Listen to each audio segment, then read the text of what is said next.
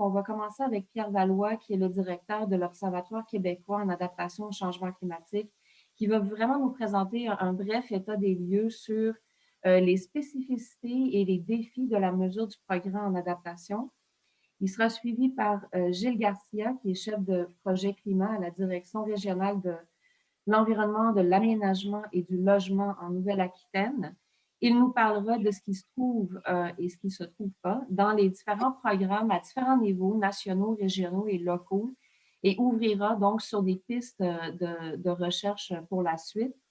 Marie Cloutier, qui est chef de division mobilisation, biodiversité et résilience au Bureau de la transition écologique à la Ville de Montréal, va nous expliquer la démarche entreprise pour la Ville pour se doter justement d'indicateurs de suivi en adaptation au changement climatique. La démarche qui est en soi, en fait, une manière assez concrète d'améliorer la résilience de la Ville. Elle va être accompagnée par ses collègues Marie-Ève Marquis et Nicolas Dedovic pour l'aider donc à présenter ce que la ville a entrepris.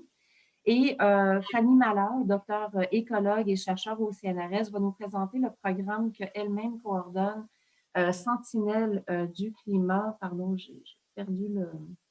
Donc, Sentinelle climatique... Sentinelle du climat, pardon, développement d'indicateurs des effets du changement climatique sur la biodiversité à l'échelle régionale, notamment à l'interface entre la science et la société. Donc, elle va nous présenter. Les présentations seront suivies d'une brève période d'échange entre les panélistes, puis après, nous ouvrirons sur une période d'échange et de questions là, avec les participants. Donc, n'hésitez pas à tout moment d'utiliser le chat pour partager vos idées, vos réflexions, puis par la suite, je prendrai là, les questions dans l'ordre par la suite. Donc, sans plus tarder, en fait, merci d'abord aux panélistes d'avoir accepté de venir. Pierre, je vais te permettre donc de partager l'écran. Et pendant que tu le fais, je vais juste présenter brièvement ta bio. Donc, Pierre est professeur titulaire à la Faculté des sciences de l'éducation de l'Université Laval depuis 2000. Il est aussi directeur de l'Observatoire québécois de l'adaptation au changement climatique, un outil, en fait, dont s'est doté le Québec pour vraiment aider à suivre et mieux comprendre comment suivre, en fait, les programmes d'adaptation au changement climatique ou l'évolution de l'adaptation au changement climatique. Ces recherches portent beaucoup sur les questions relatives, donc, à l'adaptation au changement climatique, au changement de comportement, à la mesure des attitudes, des croyances, ainsi qu'à la psychométrie. Il y a plusieurs projets d'envergure qui sont réalisés sous sa direction et il va nous entretenir, donc, nous donner un peu un état des lieux sur les défis particuliers du suivi et de l'évaluation en matière d'adaptation au changement climatique. Pierre, je te cède la parole. Merci, Caroline. Donc, j'ai un petit 15 minutes pour vous faire un état des lieux, ce qui fait que je vais essayer d'être le plus bref possible. Et peut-être que des fois, je vais passer rapidement sur certains points, mais vous aurez l'occasion de poser des questions ensuite. Donc, état des lieux sur les défis particuliers du suivi et de l'évaluation en matière d'adaptation au changement climatique. En fait, la première question qu'on pose, c'est qu'est-ce que le suivi et l'évaluation en matière d'adaptation au changement climatique?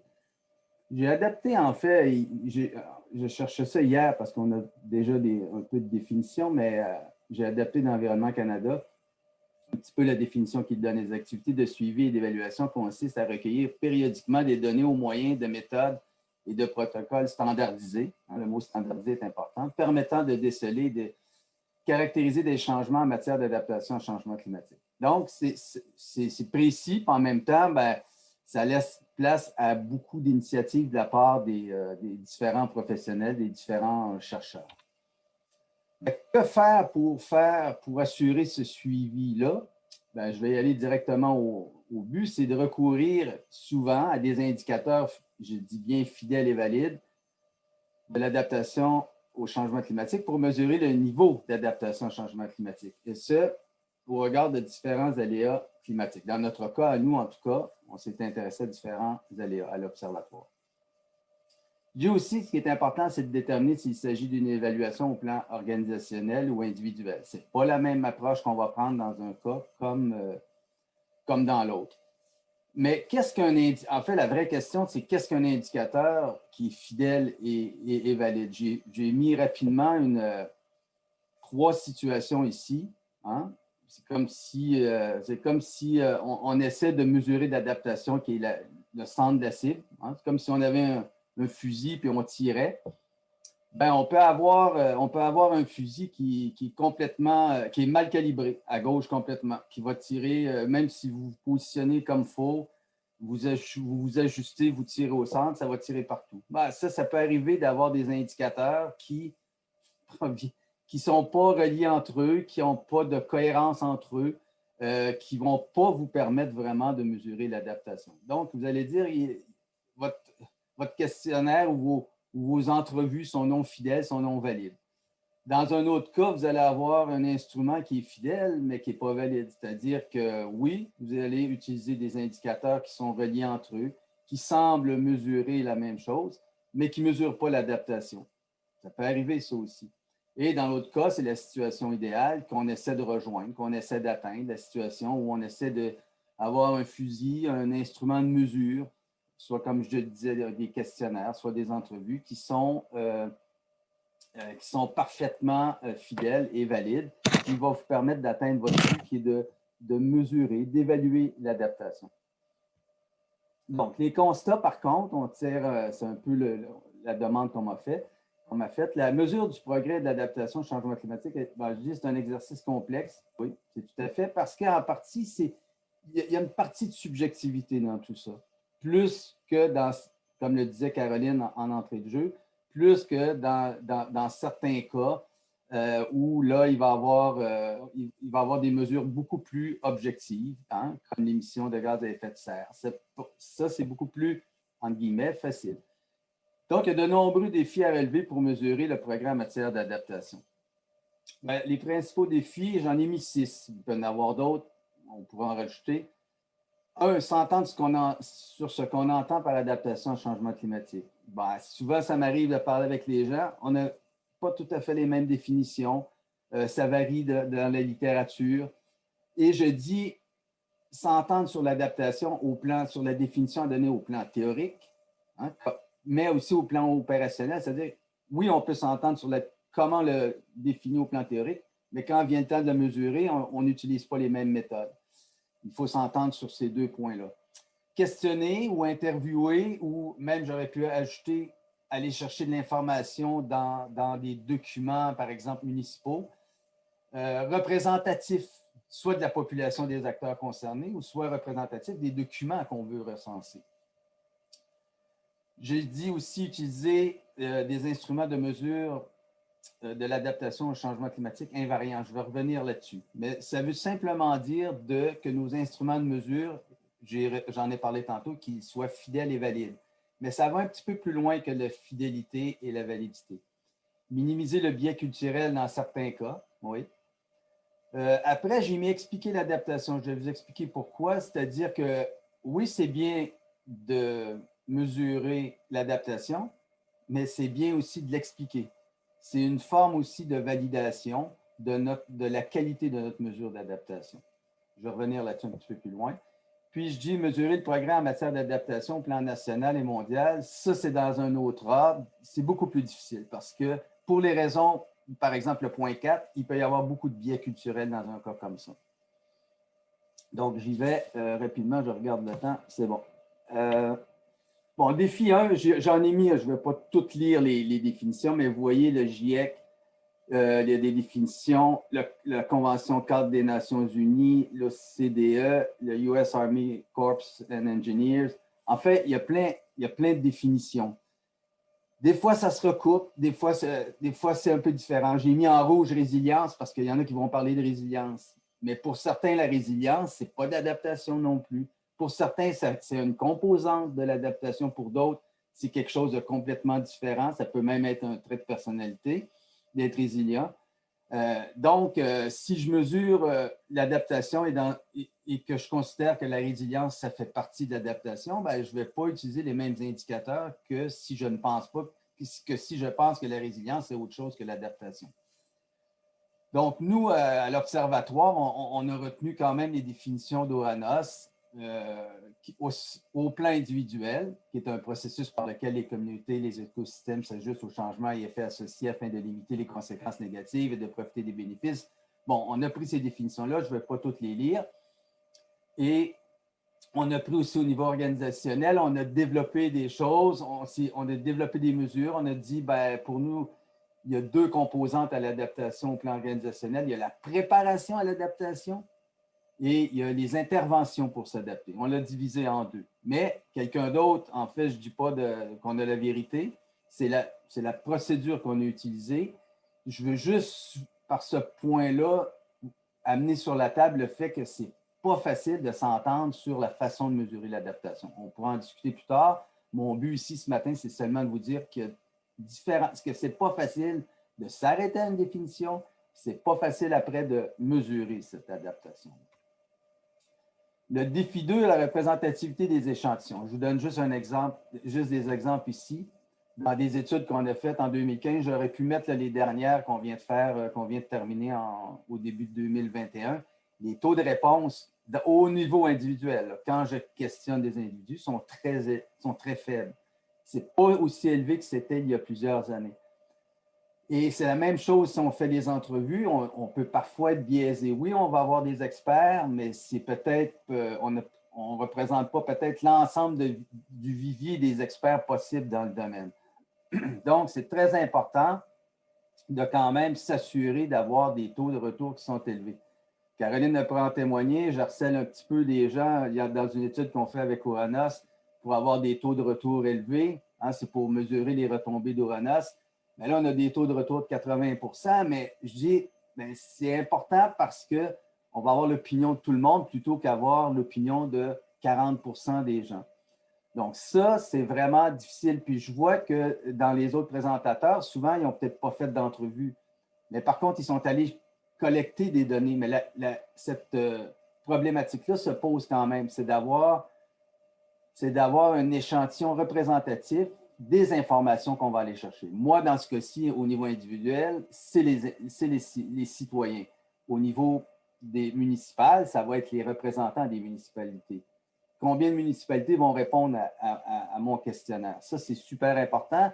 Puis on sait que c'est souvent les gens qui ont le plus d'intérêt qui répondent à ces questionnaires-là. Donc, on est toujours un peu biaisé. Bon, là, il y a d'autres pourcentages ici, mais je vais passer vite parce que le temps passe rapidement. Un autre défi, c'est l'invariance de la mesure de l'adaptation.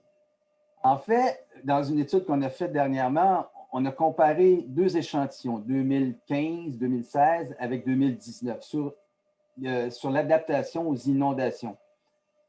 Et là, on a vu qu'il n'y avait pas vraiment de différence. Les gens ne s'adaptaient pas beaucoup plus. Mais on a fait des analyses qui nous permettaient de s'assurer que cette différence qu'on observe entre les deux temps de mesure, 2016 et 2019, n'est pas due à un mauvais calibre, n'est pas due à l'instrument de mesure. Si, par exemple, on observait que les gens s'adaptent plus, ben, c'est vraiment une adaptation et non due à un effet aléatoire dû à l'outil d'évaluation, à l'outil de mesure de l'adaptation. Donc, je reviens toujours à la fidélité et à la validité de l'instrument de mesure qui est très, très important dans ce cas-là. Donc, en fait, comme ici, on montrait des indices d'adaptation qu'on a développés, ben, on veut s'assurer que chacun des indicateurs, par exemple, si je comparais, je vais en parler tantôt, le Canada avec la France, ben, je veux m'assurer que si j'observe des différences d'adaptation entre les deux pays, ce n'est pas dû à un biais culturel, par exemple, dans mes questions. Je vais revenir là-dessus plus loin. Donc, ça, c'est le point 4, défi transculturel. Je vous donne un exemple. On a comparé les mesures ici avec la France et le Québec. Donc, dans le cas d'une question, je vais parler d'un détail. Vous voyez les courbes qui ne sont pas confondues. Bien, ça voudrait dire ici, pour un même degré de propension à s'adapter, j'ai 2 personnes qui ont la même motivation à s'adapter au changement climatique. Mais à des questions qu'on va leur poser, soit par entrevue, soit par questionnaire, ils ne vont pas répondre la même chose parce que la question, elle va être biaisée culturellement. Je vais donner un exemple. Par exemple, ça pourrait être de dire au Québec, on disait souvent de ne pas utiliser la sécheuse, en France, je ne sais plus c'est quoi, le sèche-linge. Puis en Europe, ça n'a pas le même sens parce qu'ici au Québec, ça dégage beaucoup plus de chaleur. Donc, il pourrait y avoir un biais culturel là-dedans. C'est un peu anecdotique, mais on note beaucoup ces différences-là, ce biais culturel-là qui peut être présent dans les questionnaires. Un autre défi, expliquer l'adaptation, ça, je trouve que c'est super important. C'est que oui, vous voyez le modèle, vous avez l'adaptation à l'extrême, l'avant-dernière bulle à droite. Il y a de l'adaptation, mais si on veut s'assurer de la validité de l'adaptation, il faut vérifier aussi qu'est-ce qui explique cette adaptation-là. Ce que les gens vont appeler dans le domaine les représentations sociales, les croyances, il y en a d'autres qui vont appeler ça les attitudes. En fait, c'est toute cette composante sociale-là qui est importante. Puis qu'est-ce qu'on dit là-dedans? Vous voyez à l'extrême gauche, oui, il y a une transmission de connaissances.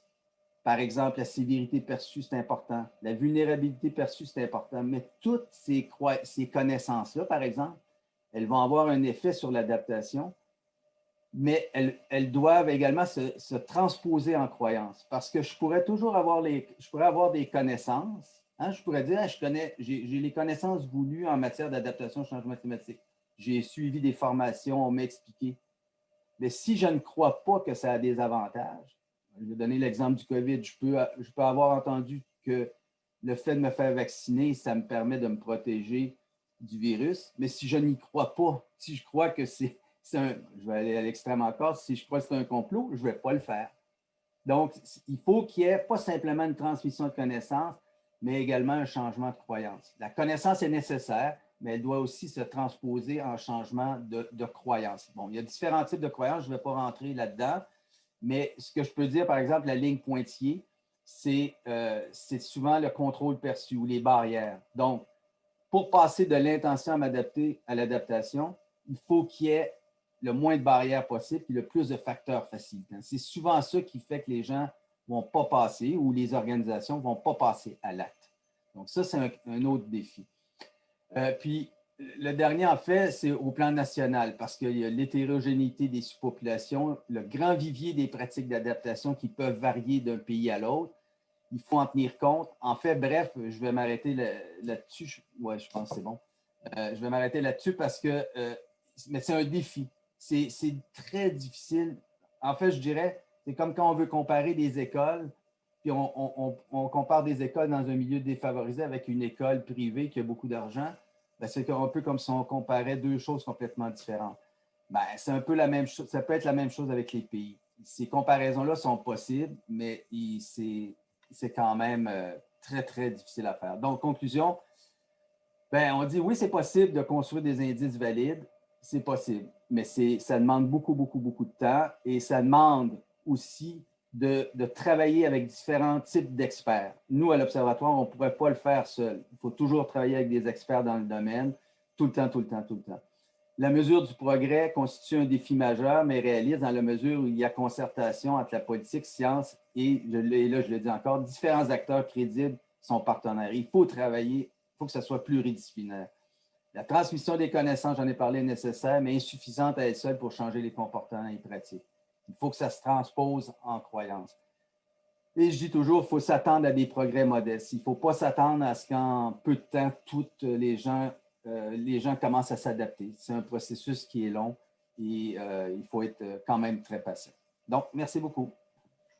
Merci beaucoup, Pierre, pour la présentation très claire là, qui vient résumer un peu l'ampleur des défis auxquels on fait face dans la mesure du progrès en adaptation. Peut-être juste avant de passer à la prochaine présentation, tu montres bien finalement que l'adaptation, c'est un processus qui est éminemment social, en fait, et que à quelque part, est-ce que tu dirais que la mesure du progrès en soi est une manière finalement de renforcer justement est-ce que ça contribue finalement, l'action de mesurer, est-ce que ça contribue finalement à aider, à sensibiliser, prendre conscience, bien comprendre le problème, cibler les bonnes interventions? Est-ce que le processus en soi t'apparaît une composante importante de l'adaptation.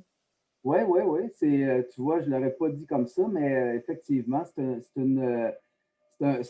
ça fait partie du processus également. Ça fait partie du processus. Puis en plus, c'est que ça permet aux gens de se conscientiser à la cause. Et souvent, ce qu'on s'est aperçu, c'est que des gens, des fois, pensent ils font pas d'adaptation, mais dans les faits, quand ils participent à nos études, ils s'aperçoivent qu'il y a beaucoup de pratiques. Par exemple, dans les municipalités, les gens disaient, les petites villes, ouais, mais on ne fait rien, il n'y a pas beaucoup de monde. Mais là, ils s'apercevaient eux-mêmes qu'ils avaient déjà commencé à adopter les bonnes pratiques en contexte de changement climatique. Donc oui, ça peut faire partie du processus de changement d'attitude, de changement de croyance et éventuellement de changement de comportement. Super. Ben, merci beaucoup, Pierre. On aura l'occasion de revenir là, un peu plus tard pour la discussion entre les panélistes puis les questions de la salle. Je vais passer à la prochaine présentation avec Gilles Garcia. Je vais vous inviter à partager votre écran pendant que je vous présente. Puis en fait, donc juste pour dire que vous avez une longue carrière en environnement, développement durable et depuis les 10 dernières années, un focus plus particulier sur les changements climatiques et les enjeux liés aux grandes transitions en France. Une carrière développée en Nouvelle-Aquitaine, en région parisienne et une dizaine d'années d'expérience à l'échelle européenne ou internationale. Depuis 2015, vous êtes chef de mission à la direction régionale de l'environnement, de l'aménagement et du logement en Nouvelle-Aquitaine, comme j'ai mentionné.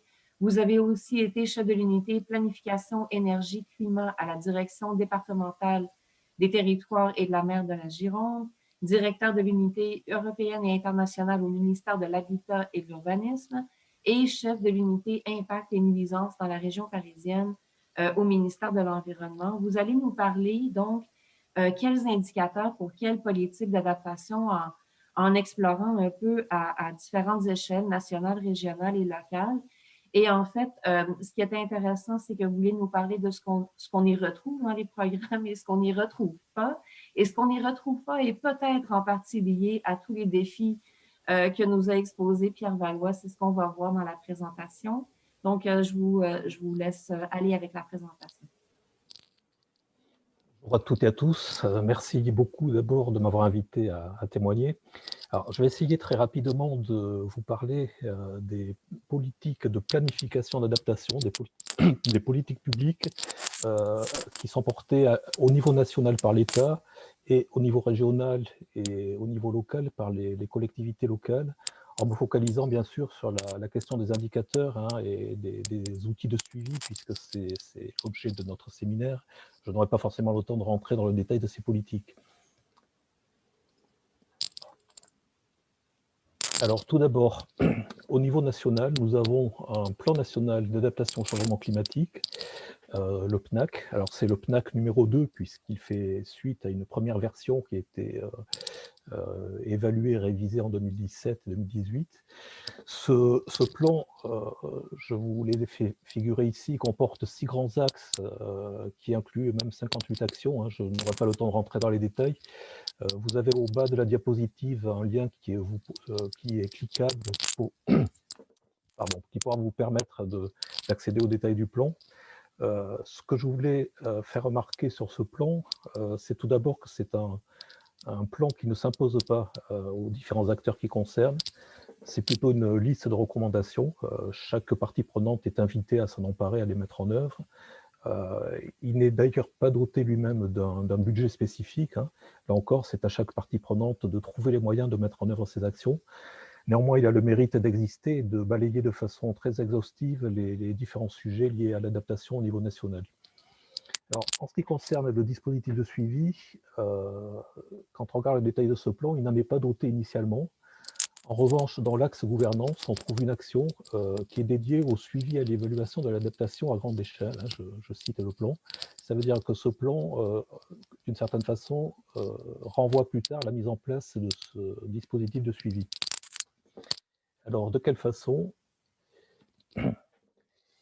Il confie le choix des indicateurs pertinents en matière d'adaptation, une instance qui s'appelle le Conseil national de la transition écologique, qui est une instance nationale mise en place en 2013 en France et qui regroupe justement toutes les parties prenantes, c'est-à-dire évidemment les ministères, les services de l'État concernés, les représentants des collectivités locales, des élus, le Parlement, les représentants des filières économiques, les syndicats de salariés, les associations de protection de l'environnement et de la société civile, etc., des personnes qualifiées, des chercheurs. Donc ce conseil consultatif, il a une commission qui a travaillé sur ces indicateurs donc depuis 2018, et il a proposé 3 catégories d'indicateurs que j'ai fait figurer ici, des indicateurs de contexte, donc qui visent plutôt à mesurer le changement climatique, ou en tout cas ses impacts sur le territoire français, des indicateurs de réalisation des actions, qui sont donc des indicateurs qui souvent un peu binaires, hein, qui disent l'action est réalisée ou pas, ou elle est engagée ou pas, elle est réalisée à 50%, et puis des indicateurs de résultats qui sont ceux qui nous intéresseraient le plus, j'imagine, parce qu'ils sont censés mesurer l'efficacité, l'efficience, la pertinence des actions d'adaptation. Malheureusement, je vais vous décevoir, seuls les indicateurs de contexte sont aujourd'hui publics et diffusés, consultables.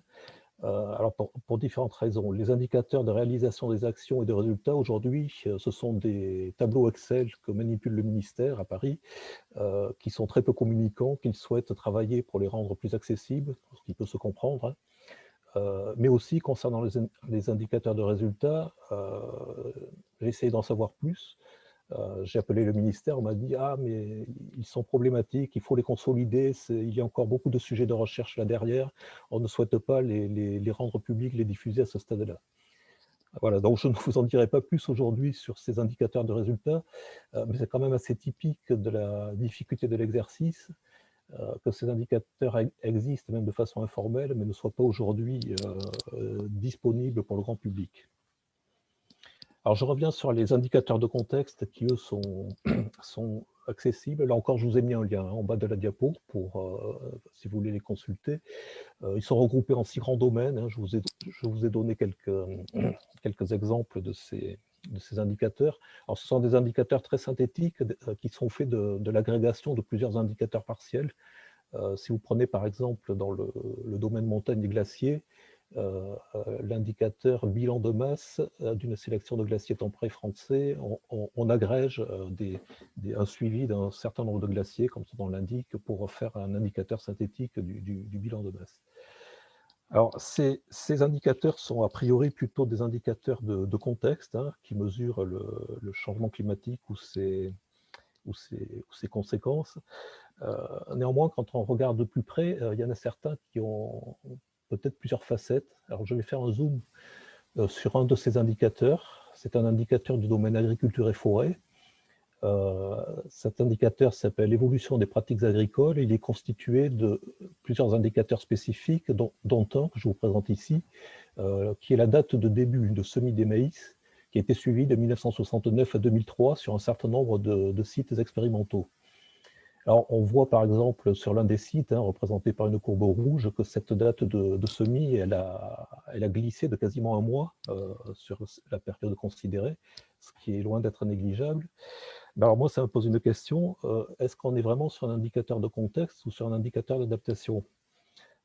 Qu'y a-t-il derrière ce changement de pratique? C'est-à-dire, est-ce que c'est un effet mécanique du changement du climat qui pousse de façon mécanique les agriculteurs à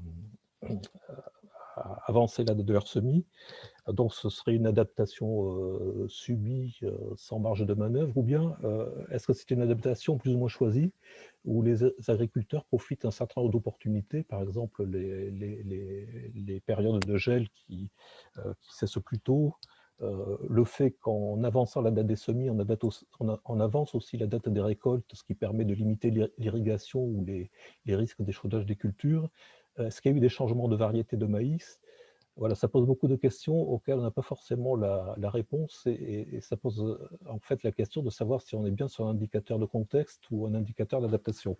Et puis si on veut aller au-delà, ça pose aussi la question de savoir s'il s'agit d'adaptation, est-ce que c'est une bonne adaptation, on va dire, ou une mauvaise adaptation, parce que peut-être que le sujet aujourd'hui, si on réfléchit au-delà de l'année qui vient, si on réfléchit à 30 ans, ce serait peut-être de cesser de cultiver du maïs qui est très gourmand en eau pendant l'été, au moment où on en a le moins. Bon, c'était un commentaire en passant. Je passe maintenant au niveau régional. Alors, les régions françaises doivent toutes se doter d'un schéma régional d'aménagement, de développement durable et d'égalité des territoires. Alors, c'est un schéma extrêmement ambitieux qui couvre à peu près tous les domaines de l'aménagement du territoire. Vous avez les 12 domaines qui sont représentés. Là encore, un lien en bas de la diapo, hein, si vous voulez aller voir tout ça de plus près. Vous voyez qu'il y a donc un chapitre lutte contre le changement climatique hein, dans ce schéma régional. Alors, chaque chapitre est décliné en objectifs qui donnent le cap à l'horizon 2030, on va dire. Et derrière ces objectifs, il y a un certain nombre de règles. Alors là, c'est intéressant parce que pour le coup, ce sont des règles qui s'imposent au niveau inférieur, c'est-à-dire aux collectivités locales dans leur politique d'aménagement. Elles doivent avoir des politiques locales qui sont compatibles avec les règles du schéma. En matière d'adaptation au changement climatique, il n'y a pas un grand nombre de règles, il y en a 5, mais qui sont relativement intéressantes. Alors, il y en a 2 sur lesquelles je passerai assez vite, qui touchent plutôt à la prise en compte des considérations bioclimatiques dans l'aménagement urbain et à la question de la prise en compte du rafraîchissement passif, là encore, dans les aménagements urbains. Il y a 3 autres règles qui ont une portée, je dirais, plus ambitieuse. Il y en a une qui porte sur la ressource en eau, qui impose aux collectivités de réfléchir à la question de l'économie d'eau, de la gestion des ruissellements lors des pluies, à la récupération des eaux pluviales, à la gestion des eaux usées. Bon, une règle assez ambitieuse dans son principe. Et 2 autres règles qui portent plus spécifiquement sur les territoires littoraux, puisque vous savez que la région Aquitaine a un long littoral atlantique.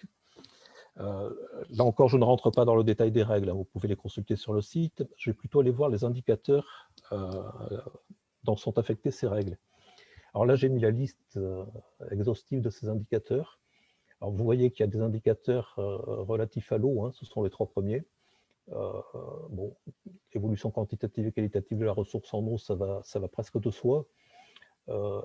Évolution des zones vulnérables, alors là c'est le jargon administratif français, les zones vulnérables ce sont celles dans lesquelles les nitrates d'origine agricole sont considérés comme un excédent. Les zones sensibles, celles où l'azote et le phosphore issus des stations d'épuration est un excédent. Et les zones de répartition des eaux sont celles où il y a une tension entre la demande en eau et les ressources, une tension chronique. Et puis quantité d'eau moyenne consommée par usager habitant. Bon. Ensuite, vous avez 3 autres indicateurs qui concernent les communes littorales. Alors, le surface et population des communes littorales intégrant les scénarios GIEC 2050 et 2100, ça c'est intéressant parce que c'est une mesure qui est plus exigeante que ce qui est exigé au niveau national par la réglementation nationale. C'est-à-dire que dans leur projet d'aménagement, les communes doivent prendre en compte le dernier scénario du GIEC en termes d'élévation du niveau de la mer, dernier scénario disponible aux horizons 2050 et 2100. Et puis, l'autre population menacée par les risques de submersion marine, c'est aussi un indicateur qui est un peu évident. Et puis le dernier, nombre de projets de relocalisation. Alors ça, on n'a pas beaucoup des projets de ce type, mais c'est en train de venir. C'est effectivement un indicateur qui est plutôt intéressant. Alors, les 2 indicateurs que j'ai fait figurer en bleu, on peut considérer qu'ils mesurent effectivement, on va dire, l'amplitude des politiques d'adaptation. Pour les 3 autres, enfin les 4 autres en noir, on peut se poser la question de savoir si ce sont des indicateurs de vulnérabilité, des indicateurs d'adaptation. Quand on regarde la population menacée par le risque de submersion marine, a priori, oui, c'est un indicateur de vulnérabilité.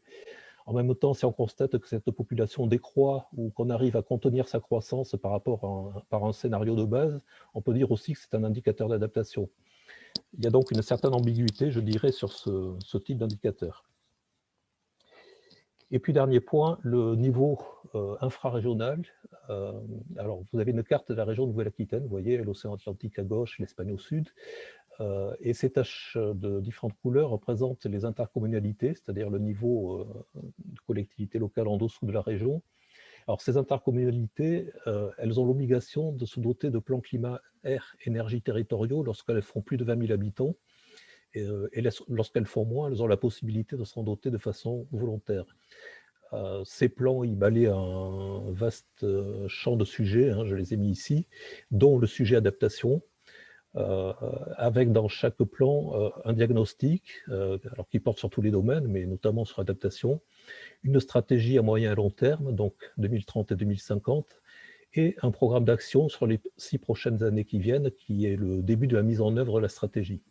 Alors aujourd'hui, c'est intéressant parce que les 2/3 des intercommunalités de la région Nouvelle-Aquitaine ont au moins entamé l'élaboration de ces plans, et pour certaines le mettent en œuvre. Et les 2/3 des intercommunalités, ça représente tout de même 85 ou 90% de la population, puisque seules les zones qui apparaissent en gris ne sont pas engagées dans ce genre de démarche, et ce sont plutôt des zones très rurales. Alors, quand on regarde le volet adaptation de ces PCAET, en termes de diagnostic, on constate, on va dire, des progrès considérables ces dernières années, et qui, je pense, est très lié à l'activité d'Acclimatera en Nouvelle-Aquitaine, c'est-à-dire à la production académique et surtout à sa diffusion vers les collectivités. Je pense que ça a contribué considérablement à améliorer la qualité de ces diagnostics. En revanche, les stratégies sont très pauvres, j'ai envie de dire, de façon générale, c'est-à-dire que les territoires ont beaucoup de mal à se projeter en termes d'adaptation, je dirais, aux horizons 2030 et 2050. Et puis, dans les programmes d'action, alors on va y venir, on trouve un peu de tout, mais je dirais c'est plutôt décevant aujourd'hui. Il y a un travail qui a été réalisé par l'AREC, justement, notre observatoire, dont la directrice Amandine est avec nous, une analyse des 40 premiers PCAET achevés. L'AREC a pris toutes les actions des programmes d'action, ça représente 2400 actions, a constitué une base de données avec un détail de finesse assez élevé, qui permet de rechercher par mots-clés les différentes actions, leur contenu, leurs objectifs, leurs indicateurs. Et alors, sur ces 2400 actions, on constate qu'il y en a seulement 97 qui visent explicitement l'enjeu d'adaptation, dont c'est l'objectif principal. Alors, il faut faire attention, le chiffre est faible. Derrière ça, il y a une considération méthodologique qui est qu'on n'a pris que les actions dont c'est l'enjeu principal. Si on regarde de plus près, il y a de nombreuses actions qui ont aussi un objectif d'adaptation, mais sous couvert d'autres enjeux ou d'autres objectifs. C'est le cas, par exemple, dans le domaine agricole, hein, on a beaucoup d'actions de plantation de haies qui sont affichées comme des actions destinées à améliorer le stockage de carbone, à améliorer la biodiversité, à produire du bois énergie, mais ce sont aussi des actions, qu'on le dise ou pas, qui permettent de limiter l'érosion des sols, qui permettent aussi de créer des microclimats tamponnant les événements extrêmes. Ce n'est pas toujours identifié. Alors, pour des raisons, quelquefois c'est simplement par méconnaissance, mais c'est souvent que les collectivités ne sont pas très enclines à parler adaptation, ou en tout cas mettre ça en avant. Elles préfèrent parler de sujets qui fâchent moins, j'ai envie de dire. Sur ces 97 actions, seulement 26 sont dotées d'indicateurs, ce qui est quand même assez remarquable aussi. Ces 26 actions sont portées par seulement 10 collectivités, 10 PCAET, et 2 d'entre eux seulement regroupent la moitié de ces 26 actions dotées d'indicateurs. Ça permet de voir les bons élèves, on va dire, assez rapidement. Quand on regarde ce qu'il y a dans ces programmes d'action, adaptation, on va trouver alors très souvent des actions de sensibilisation, formation qui visent la population en général ou certains acteurs du territoire. Pas mal d'actions qui concernent plutôt les aménagements urbains, gestion des eaux, résorption des îlots de chaleur urbains. Et puis d'autres actions, mais qui sont plus rares. Alors des actions de prévention des risques d'inondation, submersion, érosion. Mais ça, il faut dire qu'il y en a en dehors des PCAET. L'intérêt de les avoir dans les PCAET, c'est que ça oblige à se projeter à des horizons moyen et long terme et à prendre en compte les impacts du changement climatique, ce qui n'est pas toujours le cas dans la gestion de ces risques au quotidien, on va dire. On a également, dans 2 cas, une préparation à la gestion des événements extrêmes, ce qui est plutôt intéressant mais rare. Un cas d'un travail sur la résilience des infrastructures routières et un autre sur la résilience des infrastructures d'eau potable, et un cas d'un travail sur les adaptations des activités économiques, notamment touristiques. Alors, ce sera ma dernière diapo et la question que ça me pose, c'est que les indicateurs qu'il y a derrière ces actions sont tous des indicateurs de réalisation. C'est-à-dire que on nous dit nous avons formé tant d'habitants aux questions, ou sensibilisés aux questions d'adaptation au changement climatique, nous avons réalisé tant de kilomètres de digues, mais je n'ai pas trouvé un seul indicateur qui permette d'évaluer la pertinence ou l'efficacité ou l'efficience de ces actions. Et ça me pose la question, mais je crois que Pierre Valois a déjà donné des éléments dans son intervention, est-ce qu'on peut évaluer par anticipation la pertinence d'une action permettant de faire face à des événements inédits, puisque c'est bien face à ça qu'on est. On a un retour d'expérience, par exemple, sur les inondations, si on prend les crues centenales, mais on sait qu'on peut s'attendre à des inondations sans doute plus graves, mais jusqu'à quel point et quand, ça on ne sait pas. Donc par rapport à ça, comment se dote-t-on d'indicateurs pertinents? C'était ma dernière question. Je vous remercie pour votre attention. Merci beaucoup à vous pour la présentation très claire et qui montre vraiment tout, enfin, qui vient confirmer l'ampleur du défi. J'aurais plusieurs questions, mais peut-être une des questions, on voit qu'il y a quand même des défis au niveau de l'arrimage entre des échelles d'intervention, c'est-à-dire un arrimage ou une cohérence dans les indicateurs qui sont mis de l'avant, tant par rapport à ce qu'on veut mesurer à l'échelle nationale, régionale et locale, même si les plans, eux, sont rattachés ou enfin, ils ont un lien entre eux. Ma question est la suivante, c'est est-ce qu'on sent, par exemple, à l'échelle de la région, la Nouvelle-Aquitaine, on voit bien là, que les collectivités sont un peu à des niveaux différents. Est-ce qu'on sent qu'il y a aussi une volonté entre les collectivités de partager leur expérience, de partager ce qu'ils ont ou le suivi qu'ils ont au niveau des indicateurs, notamment pour des problématiques là, qui pourraient dépasser les frontières d'une collectivité? Est-ce qu'on sent qu'il y a cette volonté de partage, par exemple, ou de coordonner ces actions? Alors, il y a une grosse demande, je pense, une demande croissante de ce type d'échange d'expériences et d'aller-retour entre le niveau local, régional, national. Mais ça reste, j'ai envie de dire, au niveau de la demande. Et alors, c'est peut-être une particularité française par rapport au Québec et au Canada. On est quand même dans un pays très centralisé et il y a de grosses attentes à l'égard de l'État en général ou pour les collectivités à l'égard de la région. Donc, il y a un peu une attente de démarche descendante.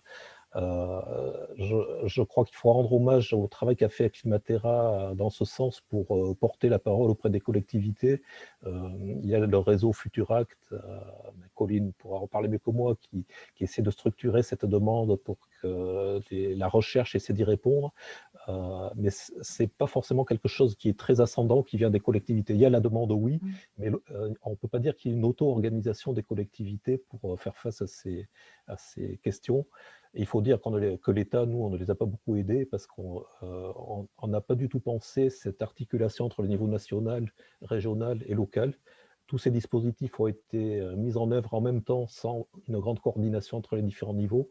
Et aujourd'hui, on rame considérablement pour essayer de rattraper le retard, justement, et pas seulement sur l'adaptation. C'est vrai pour les sujets gaz à effet de serre et énergie renouvelable.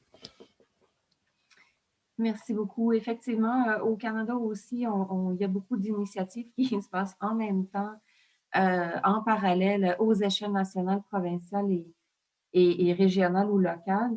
Ça va me permettre de faire une transition vers la prochaine présentation par la Ville de Montréal. Donc, Marie, je vais t'inviter à partager l'écran, ou Marielle plutôt.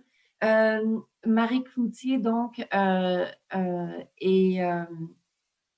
s'intéresse en fait aux questions environnementales depuis enfin, l'ensemble de son parcours professionnel. Elle a eu l'opportunité de travailler au sein des 3 paliers de gouvernement, au sein du privé, d'organisations non gouvernementales, à l'étranger, dans des organisations internationales comme l'OCDE. En 2002, elle décide d'œuvrer au service du milieu municipal, notamment au sein de l'Union des municipalités du Québec, de la Ville de Longueuil et de la Ville de Montréal. Depuis 2019, elle est la chef de division mobilisation, biodiversité et résilience au Bureau de la transition écologique à la Ville de Montréal. Ce bureau s'assure que la Ville transforme ses façons de faire et augmente sa résilience face aux enjeux environnementaux comme la crise climatique ou la perte de la biodiversité. Donc aujourd'hui, Marie va nous entretenir sur ce que la Ville fait pour mesurer les succès en adaptation de l'ensemble de l'action que la Ville porte en matière d'adaptation au changement climatique. Marie qui est accompagnée aujourd'hui par ses deux collègues, Marie-Ève Marquis et Nicolas Dedevic. Merci beaucoup, Marie, parce que je sais que tu devras nous quitter avant la fin de ce séminaire, donc on apprécie beaucoup ta participation et la présentation, puis on comprend que Marie-Ève et Nicolas pourront aider à répondre à certaines questions par la suite. Donc, effectivement, démarche très intéressante au sein de la Ville. Je te laisse nous l'expliquer. Parfait. Merci beaucoup, Caroline, et merci à tous les panélistes qui m'accompagnent ainsi qu'à mes collègues. Donc, en fait, effectivement, je vais vous faire part d'une manière synthèse parce qu'évidemment, le diable se cache toujours dans les détails. Donc, en fait, de la démarche que nous sommes à mettre en œuvre pour mesurer les succès de l'adaptation au changement climatique à la Ville de Montréal. Donc, en fait, également, ça me fait plaisir de parler avec les collègues de la France, bien sûr. On a hâte de pouvoir se revoir physiquement également. Donc, pour la Ville de Montréal, c'est important de mentionner que la transition écologique, ça passe bien sûr par la réduction des émissions de GES, mais tout aussi important est l'adaptation au changement climatique. Donc, dans notre vision, cela comprend également dans l'adaptation ce qu'on pourrait appeler le renforcement de la biodiversité. Ainsi que pour nous, la résilience, l'adaptation fait partie de la résilience. Donc, pour nous, on appelle ça résilience aux aléas climatiques, mais à la Ville de Montréal, la notion de résilience est plus large et fait référence à plusieurs notions, en fait, qui font référence à l'accroissement du capital social. Donc, on pourra en reparler au besoin. Le BETER, à sa création il y a 2 ans, a dû s'affairer, comme vous allez le constater dans notre présentation, à élaborer le plan climat. Donc, en fait, par la suite, nous avons eu la chance de pouvoir élaborer notre mission que vous avez ici. Donc, en fait, comme le mentionnait Caroline, ce qu'on s'affaire à faire, c'est à transformer les façons de faire et à augmenter la résilience face aux enjeux environnementaux. Comment on fait ça? On tente de proposer des outils pour favoriser la fameuse transition écologique qu'on doit faire si rapidement. En fait, comme on le sait tous, nous faisons face à diverses crises. Et également, on offre ce qu'on pourrait appeler une forme de service conseil aux différentes unités administratives de la Ville. Quand je dis unité administrative, je fais référence aux différents arrondissements qui composent la Ville, ainsi en fait que tous les services, les différents types de services qui composent la Ville. Également, important de mentionner que la relation que nous avons avec les différentes unités, c'est vraiment d'égal à égal et nos expertises sont complémentaires, comme ont été mentionnées. Nous avons besoin d'avoir, dans le fond, une multiplicité de vues interdisciplinaires, en fait, là, pour bien répondre à tous nos enjeux. Également, si jamais Marie-Ève ou Nicolas pouvaient mettre la définition de l'adaptation dans le chat du Zoom. Donc, on s'est entendu sur une définition d'adaptation. Comme M. Valois le mentionnait, c'est important de bien définir les choses avant de débuter notre démarche. Donc, on s'est doté d'un certain nombre de définitions pour pouvoir baser nos actions, dont une de la transition écologique également. Au niveau du plan d'adaptation 2015-2020 de la Ville de Montréal, en fait, de l'agglomération de Montréal, donc c'est un territoire qui est plus large, qui inclut une quinzaine de villes liées du Grand Montréal. Donc, en fait, ce plan est arrivé à son terme, évidemment. Donc, le relais est pris par le plan climat. Toutefois, c'est important de mentionner comme premier plan d'adaptation. Pourquoi on l'a fait? Eh bien, il y avait une notion de financement. Donc, le ministère de l'Environnement, de la lutte contre les changements climatiques nous a aidés avec un programme qui s'appelait Climat Municipalité. Dans le fond, nous a aidés à financer la mise sur pied de ce premier plan. Également, on s'est inspiré d'un guide qu'Ouranos avait mis en branle, qui était destiné au milieu municipal pour se doter, évidemment, d'un plan d'adaptation. Donc, ce plan, ses principaux objectifs, en fait, c'était de consolider ce qui se faisait déjà sur les territoires en matière d'adaptation, bien que certaines personnes ne savaient pas qui procédait à de l'adaptation, certaines communautés. Également, fournir de l'information, bien sûr, sur les prochains scénarios climatiques qui sont à venir et une première analyse de base, en fait, de nos différentes vulnérabilités au changement climatique.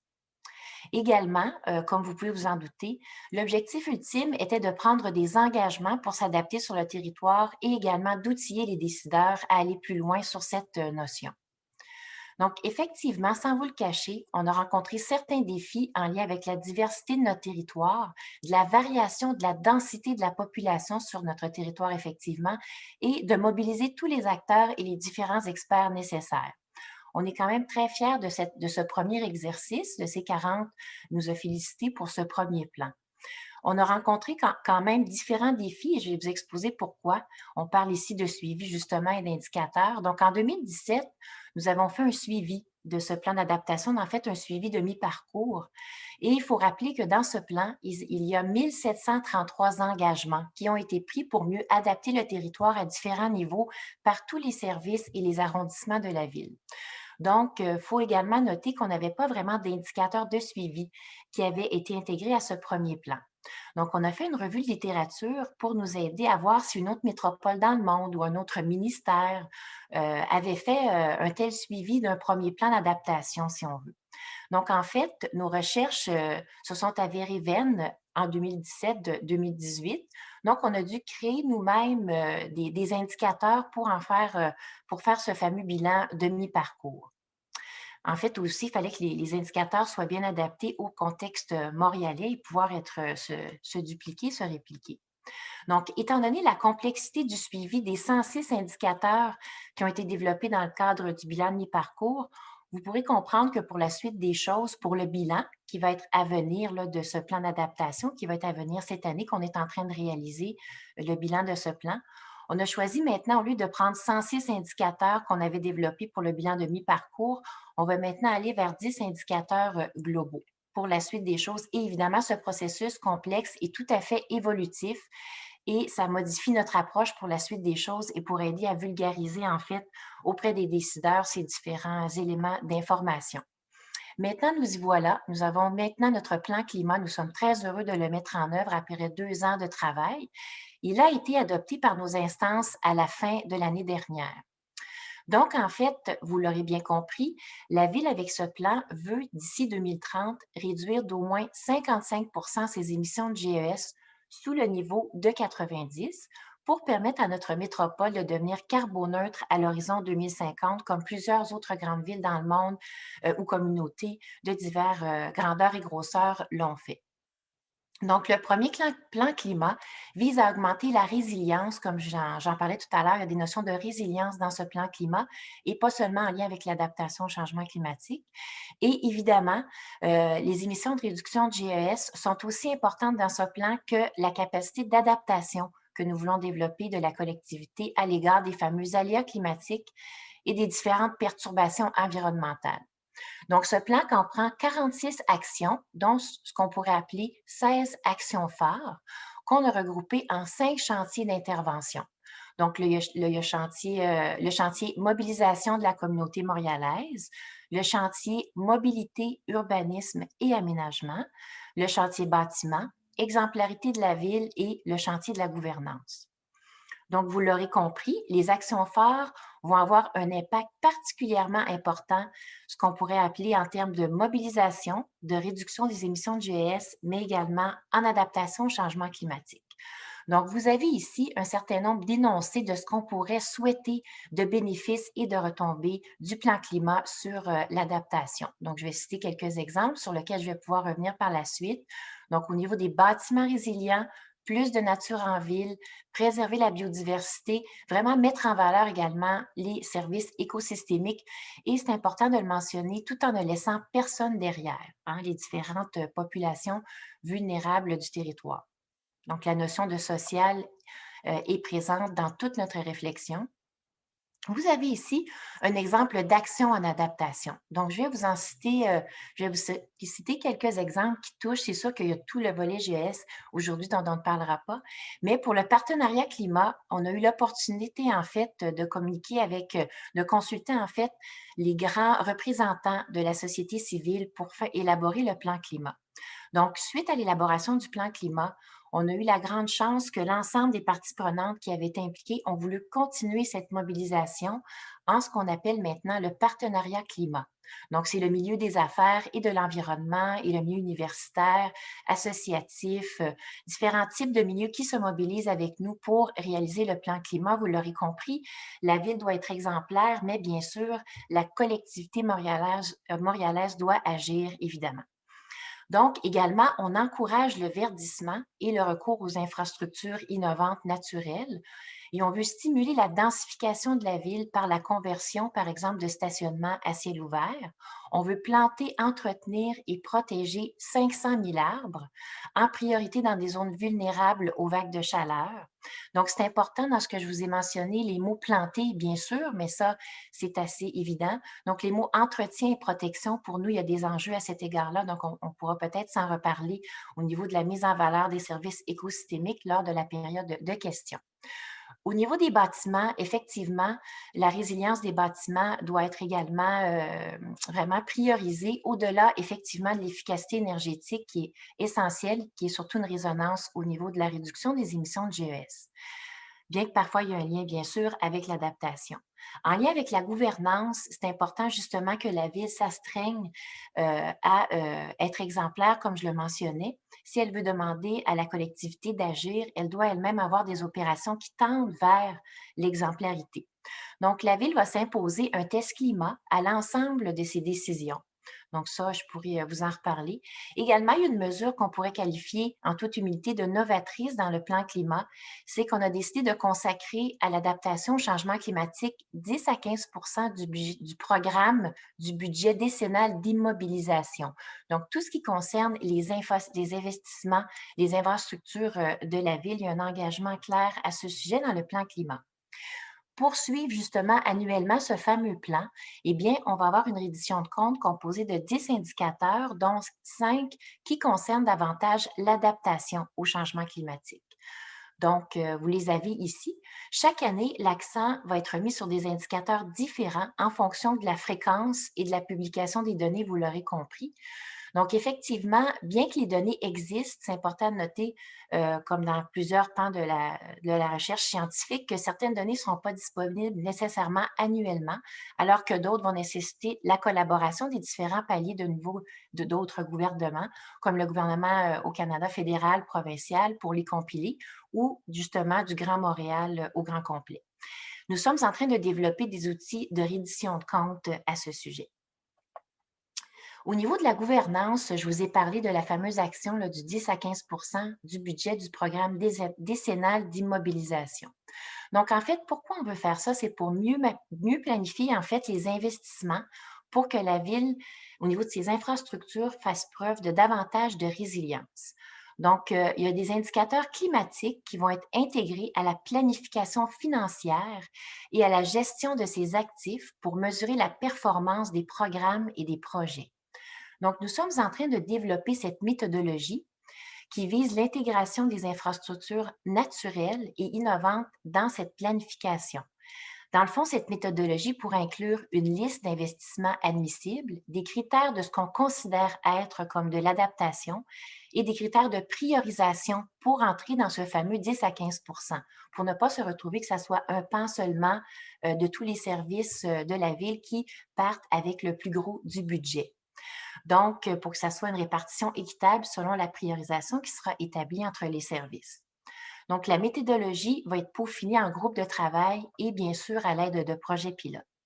Ce qui m'amène à vous parler, dans le fond, avec la mise en place de ma division, il y a, dans le fond, cet automne, ma division a été mise en place. Rappelons qu'elle s'appelle Mobilisation, biodiversité et résilience à l'intérieur du bureau de la transition, bien sûr.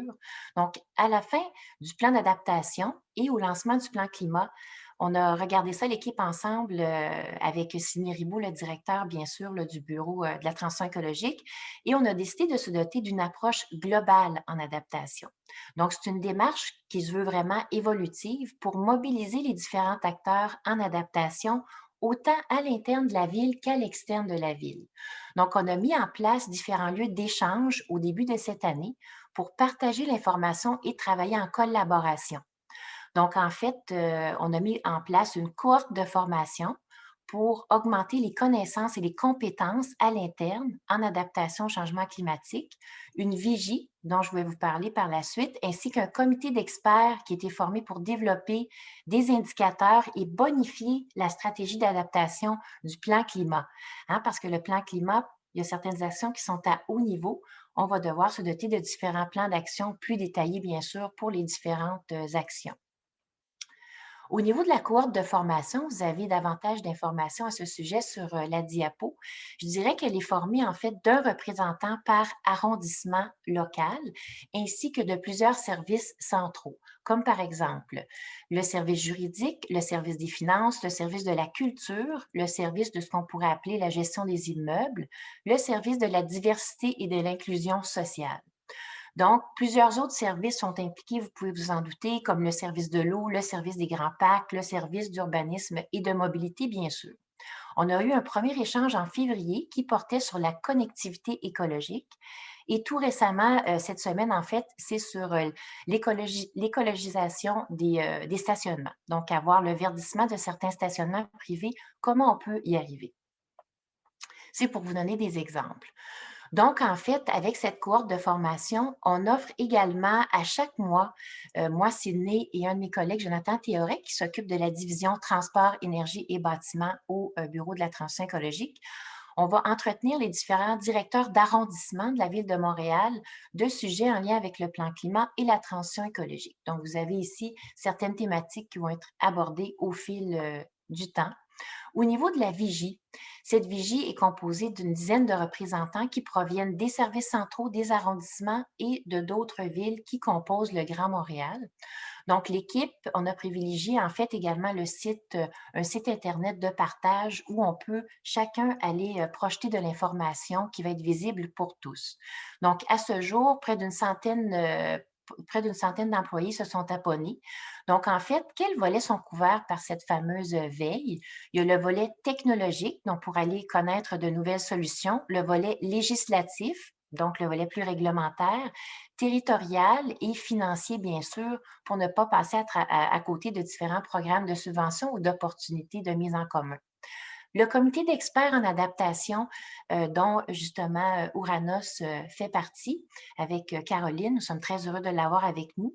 Donc, ce comité est composé de 28 experts externes et internes à la ville pour développer des indicateurs globaux, justement parce que, comme on pourra en parler par la suite, il y a beaucoup plus d'indicateurs en termes de réduction des émissions de GES ou de méthodologie qui existent pour y arriver. C'est plutôt une science innovante, vous l'aurez compris, au niveau de l'adaptation au changement climatique. Donc, on pourra y revenir au niveau de la période de questions. Mais l'objectif de ce comité est justement de nous appuyer à travers nos différentes initiatives pour développer des indicateurs globaux et bonifier la stratégie en matière d'adaptation et de résilience au changement climatique. Donc, pour renforcer les outils de mesure, les données, nos analyses de vulnérabilité territoriale, sociale et environnementale, entre autres, développer le potentiel de nouvelles actions, bien sûr, pour la mise à jour du plan climat. Donc, on a eu quelques rencontres et nous sommes à mettre la table et nos premières rencontres ont porté, entre autres, sur les notions d'aménagement, de bâtiments, au niveau de la résilience des bâtiments. Et prochainement, en juin, nous allons vers la mobilisation et les enjeux sociaux. Je voudrais aussi mentionner que les arrondissements font partie de ce comité. Là. Certains arrondissements font partie de ce comité d'experts pour qu'on ait pas juste le niveau de la centrale, mais aussi le niveau plus local. C'est très important pour nous, à travers toute cette approche, la préservation de la biodiversité dans les centres urbains. Donc, les milieux naturels et les arbres, bien sûr, y contribuent et subissent sévèrement les impacts des changements climatiques. Donc, on a une approche globale qu'on a mis en place. Donc, en fait, on travaille avec une foule de services et de partenaires internes et externes à ce sujet. Vous avez ici ce que j'appelle l'espèce de rose des vents qui fait le lien entre différents sujets de ce qu'on pourrait dire au niveau de la biodiversité et de notre approche. Donc, vous voyez que ça fait des liens, entre autres, avec, par exemple, la restauration des berges, la cible de 10% des aires protégées qu'a la ville, planter les 500 000 arbres. On est en train de revoir notre réglementation au niveau des pesticides. On est en train d'établir également une stratégie en agriculture urbaine.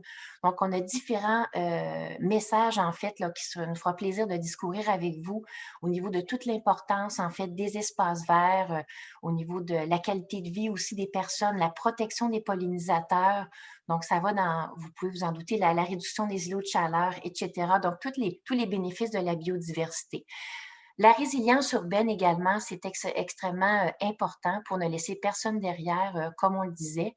Donc, en fait, on est en train de faire un bilan mi-parcours de notre stratégie de résilience qui comprend d'autres actions à caractère de sécurité civile et beaucoup d'autres actions en lien avec la résilience. Mais là, restons campés sur l'adaptation. Donc, on est en train de mettre à jour notre stratégie de résilience, justement en intégrant davantage d'actions qui concernent les aléas climatiques, mais tout en intégrant la mesure et le suivi du capital social et de la résilience des communautés. Donc, on y travaille, entre autres, à développer des indicateurs de résilience urbaine avec l'équipe de la planification stratégique de la ville qu'on appelle Montréal 2030, des services centraux et entre autres ICLEI. Nous sommes en train également de mener une étude sur les pôles de résilience climatique et en train de compléter un sondage sur le rôle et l'impact du capital social en contexte pandémique et des personnes aînées au niveau des populations plus vulnérables. Donc, voilà. Et je pourrais terminer en mentionnant un élément de mobilisation à l'interne de la ville sur lequel on a travaillé. C'est un des exemples que je peux vous citer. Donc, on a une formation en ligne pour tous les 28 000 employés de la ville de Montréal sur la transition écologique. Donc, c'est une base. C'est pour mettre la table, pour présenter le plan climat et d'autres grands plans de la ville qui, justement, contribuent à ces actions-là. Et, dans le fond, pour que chaque employé se sente partie prenante en tant que citoyen et en tant qu'employé pour aller plus loin sur ces questions-là. Donc, notre objectif est de 10 000 visionnements. Donc, voilà, ça compléterait ma présentation pour l'instant. J'ai bien hâte aux échanges. Merci. Merci beaucoup, Maric.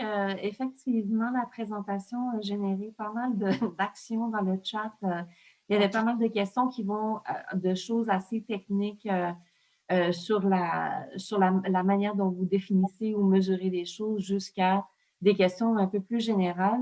On pourrait y revenir ou on verra comment répondre en fait à ces questions-là, peut-être même après le séminaire si on n'a pas le temps de tout aborder.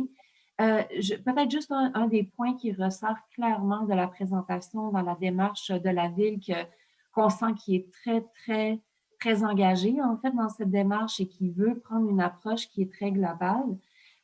Une des choses qu'on ressent, c'est vraiment l'importance de la mobilisation des différents groupes, que ce soit les employés, que ce soit les arrondissements, que ce soit les membres de la société civile. On sent que c'est vraiment important, une composante importante dans la démarche. Ça amène évidemment toute une série d'enjeux en ce qui concerne le suivi des différents indicateurs qui peuvent toucher ces différentes parties. Mais est-ce que pour vous, en fait, l'importance de cette mobilisation, elle sert à rendre à la fois le plan climat, les actions et l'engagement en matière d'adaptation au changement climatique plus résilient en soi, c'est-à-dire on amène tout le monde avec nous, donc on sent qu'il y a comme un mouvement qui est plus fort. Et puis, ça rejoint peut-être une question dans le chat qui est dans quelle mesure on sent qu'on est à risque ou que la ville est à risque avec un potentiel, par exemple, changement de gouvernement ou est-ce que la mobilisation fait partie d'une manière de venir bien asseoir, en fait, et rendre plus résilient, finalement, toute la démarche? Parfait. Donc oui, Caroline, donc en peu de mots, ce que je pourrais dire à ce sujet-là, c'est qu'effectivement, pour nous, ça devient un gage pour la suite des choses, de travailler avec l'ensemble des parties prenantes parce qu'on s'est rendu compte, en toute humilité, qu'avec le premier plan d'adaptation, si on reste, si je peux me permettre, là, avec une attitude scientifique classique, une approche tout à fait classique, on perd des joueurs et les gens, dans le fond, le plan d'adaptation prend un peu la poussière, à part certains acteurs déjà mobilisés et hyper sensibilisés. Donc, pour le rendre en vie, il y a un très gros travail de ce que je pourrais appeler de vulgarisation à faire, qui est autant demandant parfois que le travail scientifique lui-même. Donc, ça, je tenais à le souligner. Donc, ça le garde en vie et ça fait en sorte que par la suite, évidemment, au gré des changements politiques, ça devrait rester en place. Ce que je veux mentionner par contre, au niveau de la rigueur scientifique, justement, justement, ça demeure crucial. Ceci étant dit, c'est pas parce qu'il y a le volet plus social ou de la mobilisation, il faut pas prendre cette couverture-là pour justement tourner les coins ronds au niveau scientifique. Donc, c'est de trouver cet équilibre, en fait, d'avoir un travail très peaufiné et rigoureux pour développer des indicateurs qui se tiennent avec des baselines, des bases de référence, justement, comme le parlait Pierre Valois, justement, qu'on peut suivre comme quand c'est les inventaires de réduction de GES, on prend toujours l'année de référence 1990. Donc, il faudrait développer un peu la même chose au niveau de l'adaptation pour qu'au niveau mondial, on puisse se comprendre aussi par la suite. Donc, il y a comme un équilibrage à faire à ce sujet-là. Voilà. Mais je pourrais continuer, mais Oui, merci. Oui, Ben c'est oui, ça. effectivement, il y a tellement de dimensions à couvrir. Puis c'est bien parce qu'on voit bien les liens, en fait, et les défis. Enfin, on voit que vous avez bien saisi les défis qui ont été énoncés par Pierre Valois dans l'introduction, dans la présentation initiale. Et les efforts vont vraiment dans le sens d'essayer de surmonter ces défis. Donc, revenir sur la notion de bien s'entendre sur c'est quoi l'adaptation, bien expliquer c'est quoi l'adaptation en soi contribue à améliorer finalement la résilience ou le progrès vers une société mieux adaptée. Donc, merci beaucoup, Marik. On va poursuivre et puis je comprends que tu vas devoir nous quitter bientôt, donc on restera avec tes collègues pour la suite de la discussion. Mais merci beaucoup, puis je t'encourage à regarder le chat pour voir les nombreuses questions qui sont ressorties pour la Ville de Montréal. On va poursuivre donc maintenant, puis vous comprenez qu'on va du très large à des choses de plus en plus spécifiques. On va poursuivre maintenant avec Fanny Malheur, que je vais inviter à partager l'écran pendant que je la présente. Donc, comme mentionné, elle est docteure écologue et chercheuse au CNRS dans l'unité mixte de services Passage. Elle est coordonnatrice, donc responsable du programme Les Sentinelles du climat. Elle est cofondatrice et responsable bénévole de l'association Exploratory Ecology, une association scientifique et de conservation de la biodiversité. Elle a fait sa thèse en écologie et génie civil à l'Institut français des sciences et technologies des transports, de l'aménagement et des réseaux au centre de Nantes. Et son sujet était vraiment le développement d'une méthode d'évaluation quantitative des effets des projets d'infrastructures de transport terrestre sur les milieux naturels. Elle va donc nous entretenir sur le suivi qui est fait en matière de changement climatique et biodiversité, davantage en milieu rural ou naturel, si j'ai bien compris. Donc, il pose un certain nombre de défis différents de ce qu'on a vu peut-être en milieu urbain. Puis, on pourra voir par la suite là, comment comparer un peu les deux approches. Donc, Fanny, je vous laisse aller. Bonjour à tous. Merci du coup de nous permettre de présenter nos travaux dans le cadre du programme Les Sentinelles du climat. Donc moi, je vais faire une présentation plutôt sur comment on peut mesurer les conséquences du changement climatique sur la biodiversité et dans un objectif plutôt d'adaptation lié à la conservation des espèces. Donc, le programme Les Sentinelles du climat, c'est un programme qui a démarré en 2016, qui est financé par l'Union européenne, donc par des fonds FEDER, la région Nouvelle-Aquitaine et 2 départements, la Gironde et les Pyrénées-Atlantiques. Et en bas de votre écran, vous avez les différents logos, donc à la fois des laboratoires de recherche et des structures naturalistes qui travaillent avec nous dans le programme. Donc, le contexte, en fait, on s'est appuyé sur les travaux d'Aclimatera, qui est le groupe d'experts qui travaille sur les questions du changement climatique à l'échelle régionale de la Nouvelle-Aquitaine, qui a montré que effectivement la région Nouvelle-Aquitaine, c'est une région qui est sensible au changement climatique. Donc ici, vous avez une carte à droite qui vous présente la France avec différents points. Et plus on va sur des points avec des couleurs rouge foncé, et plus on est sur des changements depuis les années 1900, donc à plus de 1,5 degré. Donc on se rend bien compte effectivement que la région Nouvelle-Aquitaine a déjà subi des changements climatiques et est une région qui est sensible à ce changement climatique. Et ce qui est intéressant aussi dans ces travaux scientifiques, c'est qu'ils montraient qu'il y avait un manque aussi de connaissances et de compréhension entre le lien changement climatique et la biodiversité régionale. Et pourtant, c'est important en fait, de bien comprendre ces deux aspects-là, puisque en fait, avec la compréhension locale, on va pouvoir orienter les politiques environnementales et mettre en place des actions de conservation des espèces. Donc, par le fait de ce constat qu'on avait un manque de connaissances, on a développé ce programme Les Sentinelles du climat et on a posé l'hypothèse qu'on va pouvoir étudier ces impacts à l'échelle locale en utilisant des indicateurs biologiques qu'on a identifiés. Donc, ce sont en fait des espèces qui vont avoir des capacités de déplacement limitées, qu'on va appeler les sentinelles du climat. Donc, en fait, ces espèces, elles ne vont pas pouvoir fuir le changement climatique. Au niveau local, elles vont le subir soit par extinction ou adaptation. Donc, le premier objectif du programme, ça va être justement de pouvoir suivre ces espèces à l'échelle régionale, à l'échelle de la région Nouvelle-Aquitaine, pour récolter des données et avoir un état de référence avec des protocoles scientifiques qui nous permettront déjà de connaître un peu ce qui se passe actuellement. Et puis aussi, pour les générations futures, dans 50 ans, elles pourront s'appuyer sur cet état de référence pour comprendre tout ce qui s'est passé durant les différentes années. Un deuxième objectif, c'est de pouvoir s'appuyer sur les données qui sont déjà disponibles, donc qui sont des données très hétérogènes avec voilà, plusieurs biais, mais on peut essayer déjà de comprendre la relation avec le climat. Donc, on essaye de modéliser avec ces données-là et toutes les incertitudes qui peuvent être impliquées par rapport à ces données pour comprendre les conséquences sur la biodiversité dans le futur, donc jusqu'en 2100, suivant différents scénarios climatiques, donc les différents scénarios du GIEC. Et le troisième objectif du programme, c'est aussi de montrer cette science en construction, donc d'être dans une médiation par rapport à toute cette démarche scientifique, en impliquant du coup les citoyens dans ce processus-là et en apportant donc des outils de médiation, comme par exemple, on réalise en fait des vidéos qui vont présenter le programme, qui vont aussi présenter le travail réalisé par les scientifiques sur le terrain. Et du coup, je vous propose de vous présenter une vidéo, une très courte vidéo sur la présentation du programme.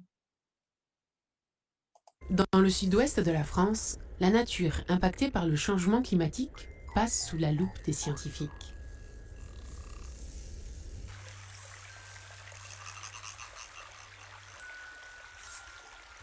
Une cinquantaine d'experts naturalistes, chercheurs, statisticiens et climatologues s'unissent pour mener un grand programme d'études sur le changement climatique et la biodiversité.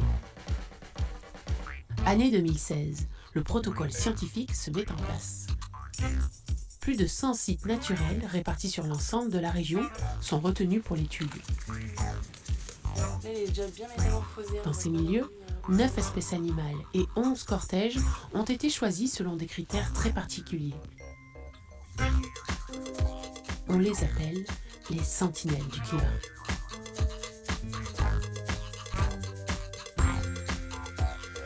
Des sentinelles qui seront les indicateurs des évolutions de répartition, de cycle de vie et de modifications physiologiques dues au changement climatique. Autre composant essentiel de ce vaste programme, des stations météorologiques installées sur l'ensemble des sites étudiés. Les stations vont mesurer la température et l'humidité toutes les heures et toute l'année, et ça jusqu'en 2021, pour avoir des données microclimatiques sur chacun des sites. Et comme ça, on va pouvoir voir comment répond chacun des sites. Donc, par exemple, les milieux humides, les milieux secs, est-ce qu'ils vont avoir les mêmes réponses? Et puis, comment ils vont répondre au changement climatique régional.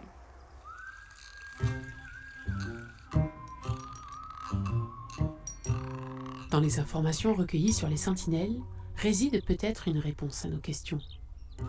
Quels sont les risques d'extinction de ces espèces face au réchauffement? Vont-elles peu à peu être concurrencées par d'autres espèces plus résistantes? Et plus largement, quel avenir pour la nature qui nous entoure?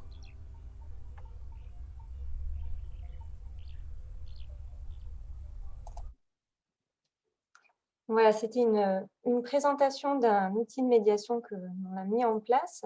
Donc, tout ce travail, toute cette démarche en fait, du programme Les Sentinelles du climat, c'est en fait une démarche qu'on peut appeler donc, de recherche-action. Donc, on est à l'interface en fait entre la science et la société. Et il y a plusieurs acteurs du territoire qui vont travailler sur ce programme, donc sur cette thématique changement climatique et biodiversité.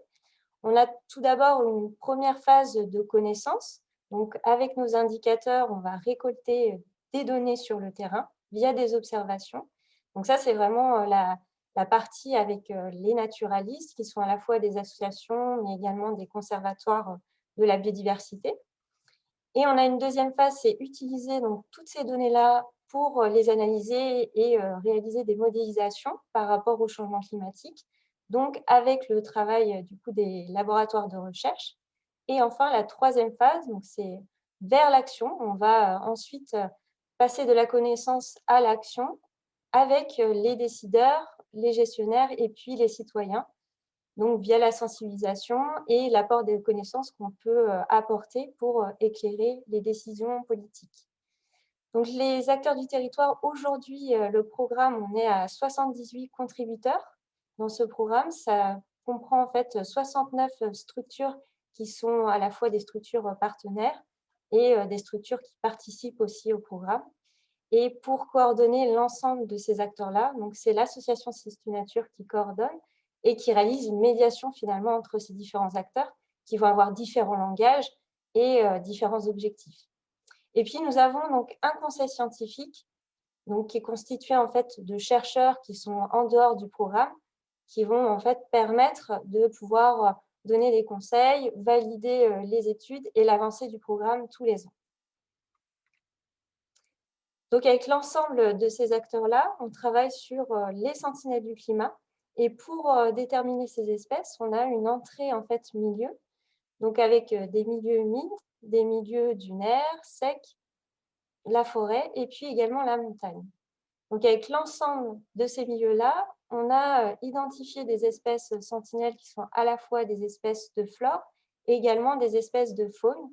Donc, ce qui concerne la faune, on est sur des insectes comme les papillons, les libellules.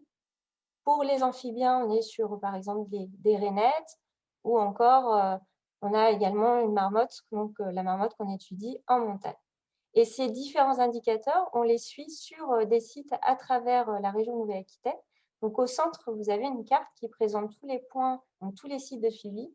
Aujourd'hui, on a 259 sites de suivi sur la région et on y associe à ces observations de faune et de flore également des mesures climatiques directement sur les sites avec donc 193 stations qui ont été déployées sur l'ensemble du territoire.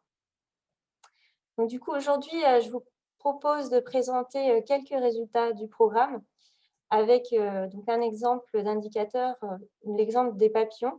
Ce qui est intéressant pour les papillons, c'est qu'on les étudie dans différents milieux, à la fois des milieux secs qu'on appelle des pelouses calcicoles. Donc, en fait, c'est des habitats qu'on retrouve dans les coteaux calcaires en Nouvelle-Aquitaine.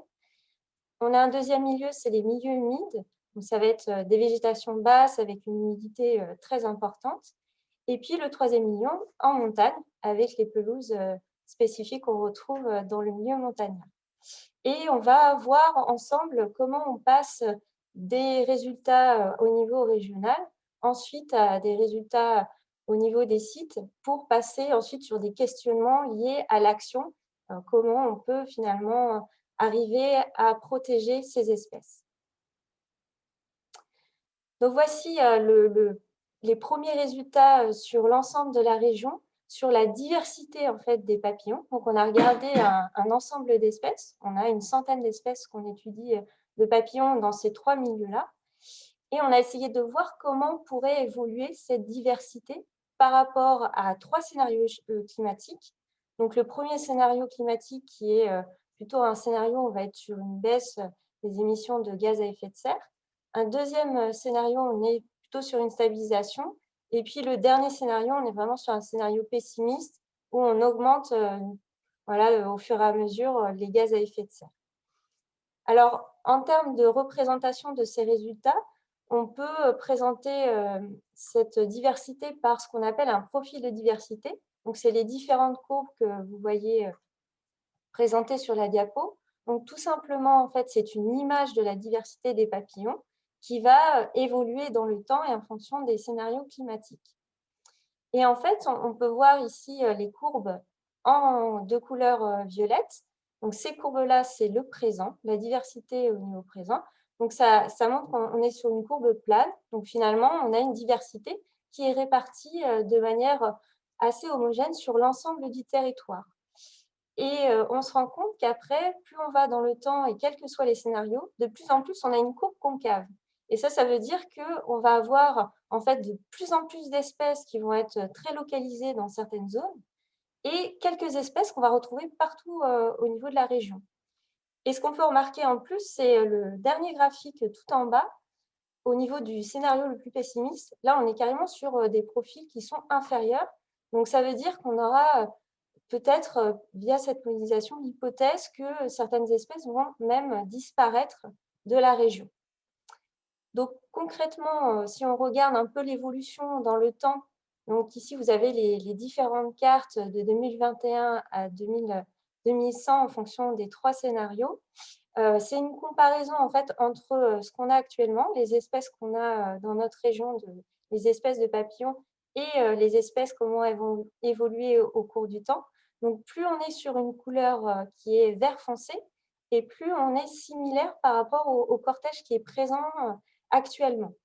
Donc, on voit bien qu'en fonction du temps, et puis plus on va vers les scénarios pessimistes, de plus en plus, on va avoir une couleur plutôt pâle. Donc, ça veut dire qu'on va avoir finalement une évolution du cortège et donc un bouleversement finalement de la répartition des espèces sur le territoire. Alors justement, en termes d'espèces qui pourraient disparaître, il y a des espèces qui sont des espèces à enjeu sur notre territoire, donc des espèces protégées. Actuellement, vous pouvez voir sur la carte qui est sur votre gauche, en rouge, plus on va sur du rouge foncé, plus on a une présence en fait d'espèces protégées. Et on regarde pareil au niveau des différents scénarios climatiques et au niveau du temps, on se rend bien compte que de plus en plus, en fait, on perd des populations de ces espèces protégées. Et plus on va vers le scénario climatique le plus pessimiste, et plus on va avoir une disparition qui va être beaucoup plus rapide. Voilà, dès 2040, on pourra avoir une disparition complète de ces espèces-là. Donc certainement que si on va vers ces scénarios les plus pessimistes et plus dramatiques, peut-être que les générations futures ne connaîtront pas ces espèces. Donc, tous ces résultats, ça nous amène en fait à avoir des listes d'espèces que l'on peut avoir au niveau du territoire sur des mailles. Donc, nous, on a un maillage du territoire avec donc des mailles de 1 par 1 km. Et on peut justement discuter avec les gestionnaires par rapport à leur site, donc par rapport à la maille où se situe leur site, comment pourrait évoluer la liste des espèces.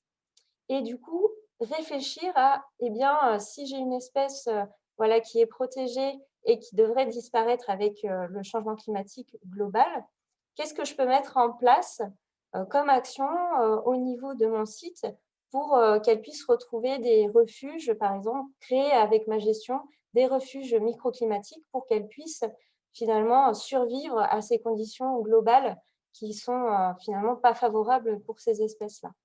Donc ça, c'est des réflexions qu'on a avec les gestionnaires.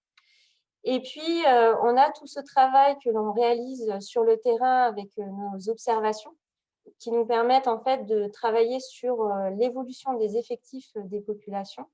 Donc, au lieu de rester juste sur du constat de l'espèce qui va disparaître, on peut aussi, avec nos données, mieux comprendre comment va évoluer les populations, donc avoir finalement des données beaucoup plus fines et du coup, travailler avec les gestionnaires sur comment on peut améliorer et aider en fait ces populations pour qu'elles restent assez conséquentes, qu'il y ait assez d'individus pour qu'elles puissent survivre le plus possible à long terme.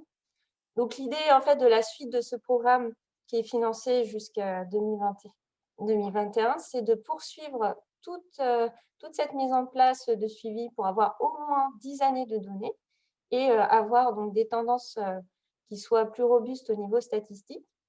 Le deuxième point, c'est qu'à partir de toute la connaissance qu'on a développée, là je vous ai présenté que quelques parties, mais on a toute la connaissance sur les autres indicateurs, ça va être de travailler avec les acteurs locaux les collectivités publiques et les gestionnaires pour tester des actions et voir comment, à partir des actions sur des sites pilotes, on pourrait les reproduire sur d'autres sites et à l'échelle du territoire de la région Nouvelle-Aquitaine. Continuer effectivement à diffuser nos informations auprès du grand public. Pour nous, voilà, c'est vraiment un acteur très, très important puisque c'est eux qui vont choisir les orientations finalement de la société. Et donc, potentiellement, ce serait intéressant qu'ils puissent bien comprendre la thématique biodiversité, changement climatique et qu'ils prennent ça en compte dans leur quotidien et également dans leurs engagements ou les décisions qu'ils peuvent apporter en termes de vote, etc.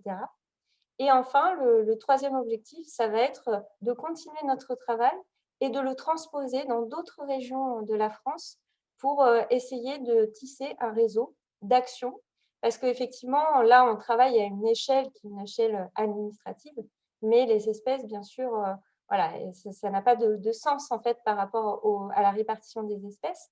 Donc, ce sera encore plus intéressant pour mettre en place des actions avec donc l'ensemble des différentes régions. Donc, je vous remercie de votre attention et si vous souhaitez justement aller voir tous nos résultats, puisque je n'ai pas pu tout vous présenter dans cette courte présentation, vous avez juste en bas le site internet Sentinelle et puis je reste à votre disposition pour échanger sur les différentes questions qui pourraient y avoir. Merci. Merci beaucoup, Fanny, pour l'excellente présentation, super intéressant. Puis on voit l'ampleur du travail qui est fait pour assurer le suivi. Encore une fois, il y a plusieurs questions dans le chat, mais j'en aurais peut-être juste une avant de vraiment passer à la période de questions. Vous avez mentionné tout à l'heure des liens avec les responsables, les instances en fait qui s'occupent soit de programmes de conservation, de protection ou de gestion des ressources naturelles. Est-ce que vous commencez à voir déjà des actions qui découlent un peu des recommandations que vous faites ou le suivi que vous faites, les constats et les propositions d'action? Je donne un exemple pour faire peut-être le pont avec la présentation de Gilles Garcia. Est-ce que cette information, par exemple, a pu servir dans le développement de certains plans climat des collectivités pour des actions de protection de la biodiversité? Alors, actuellement, effectivement, on rend compte en fait de tout notre travail auprès des financeurs qui sont effectivement des décideurs et donc on a la région, les départements. Donc, ce qui est intéressant, c'est de voir leur intérêt par rapport à ces questionnements et puis ils essayent de prendre en compte en fait cette connaissance dans leur travail. Pour l'instant, on est vraiment sur un état de référence et de la connaissance. Et justement, on voudrait maintenant, à partir de 2022, partir plutôt sur des actions concrètes, donc passer de la connaissance à l'action et justement amener à avoir vraiment des propositions concrètes. Mais voilà, on est au tout début. Donc, pour l'instant, il n'y a pas d'action concrète à présenter.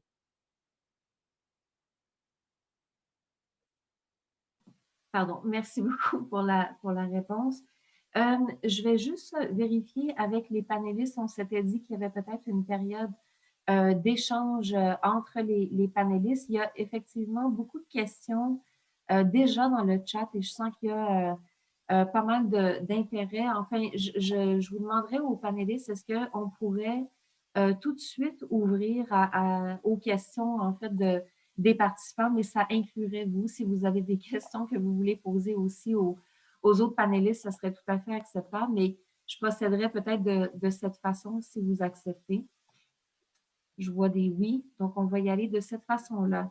Ce que je propose de faire donc, pour les gens dans la salle, je vais essayer de faire un peu de sortir l'information dans le bon ordre, en fait, dans les questions qui sont sorties du chat, mais éventuellement, je vais peut-être vous interpeller pour poser la question directement. En fait, il y avait quelques questions qui ont déjà été répondues dans le chat, donc je vais pas m'attarder à ça. Il y avait des questions, peut-être pour la Ville de Montréal, peut-être quelques questions, à savoir le budget, par exemple, annuel qui est consacré au plan d'adaptation. et peut-être ce qu'on entend par le test climat. Je ne sais pas s'il y avait possibilité de nous expliquer un peu ça. Oui, bien sûr, je peux proposer un premier élément de réponse, puis je vais inviter Nicolas à compléter également, là. Donc, pour y aller au niveau du budget annuel consacré au plan d'adaptation, en fait, chacune des actions, des mesures du plan devaient être mises en œuvre par chacune des unités administratives. Donc, on n'a pas comptabilisé là, les montants de façon annuelle. Si on parlait plus du 10 à 15 consacré à l'adaptation, on est en train de développer la méthodologie pour avoir la référence, en fait. Puis, en lien avec le test climat, en fait, c'est vraiment un outil d'aide à la décision pour les projets qui vont être passés dans différentes décisions, que ce soit au niveau des finances, que ce soit au niveau des projets et programmes majeurs à la Ville de Montréal, que ce soit au niveau des décisions également du comité exécutif. Donc, on veut s'assurer que les unités administratives puissent réfléchir, en fait, là, tant aux émissions de réduction des émissions de gaz à effet de serre qu'à l'adaptation au changement climatique pour faire ressortir, en fait, là, les efforts mis dans la lutte contre les changements climatiques. Je ne sais pas, Nicolas, si tu voulais compléter. Oui, non, je pense que la réponse est assez complète, mais je soulignerais quand même l'élément du test climat puis des investissements d'adaptation au changement climatique. C'est quand même un outil important. Je dirais que c'était un leg important. C'était une question qui était ramenée avec le volet des élections municipales. Donc, chaque décision qui est soumise à l'administration municipale, chaque projet va devoir passer par cette grille-là qu'on est en train qui est en développement. Donc, pour n'importe quel projet qui va être soumis à la ville, donc ces investissements-là vont passer sous la loupe de l'adaptation au changement climatique ou du test climat de manière générale dans la réduction des gaz à effet de serre. Donc, c'est un élément qui est hyper intéressant qui va nous servir dans l'ensemble des décisions de la ville. Merci beaucoup. En effet, des instruments vraiment importants, tout à fait.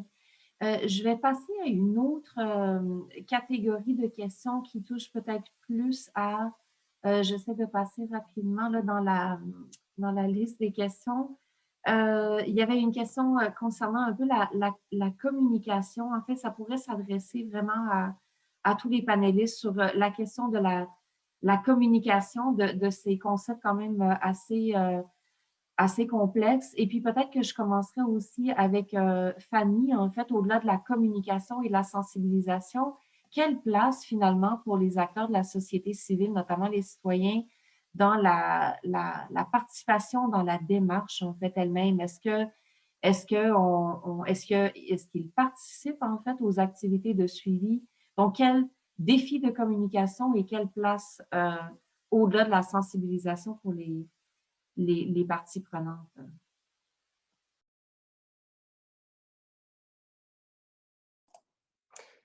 Oui, effectivement, en fait, il y a plusieurs entrées pour l'action des citoyens dans cette thématique biodiversité et changement climatique. Il y a l'entrée via l'éducation à l'environnement. En fait, on met en place avec notre programme des animations qui sont destinées à la fois aux scolaires, mais également au grand public, donc qui peuvent du coup venir à ces animations-là pour découvrir les espèces sentinelles du climat, mieux les comprendre et aussi avoir en fait une transmission de la connaissance de notre programme et donc d'échanger avec eux sur ces espèces, sur les impacts et comment eux peuvent aussi agir dans leur quotidien pour préserver la biodiversité.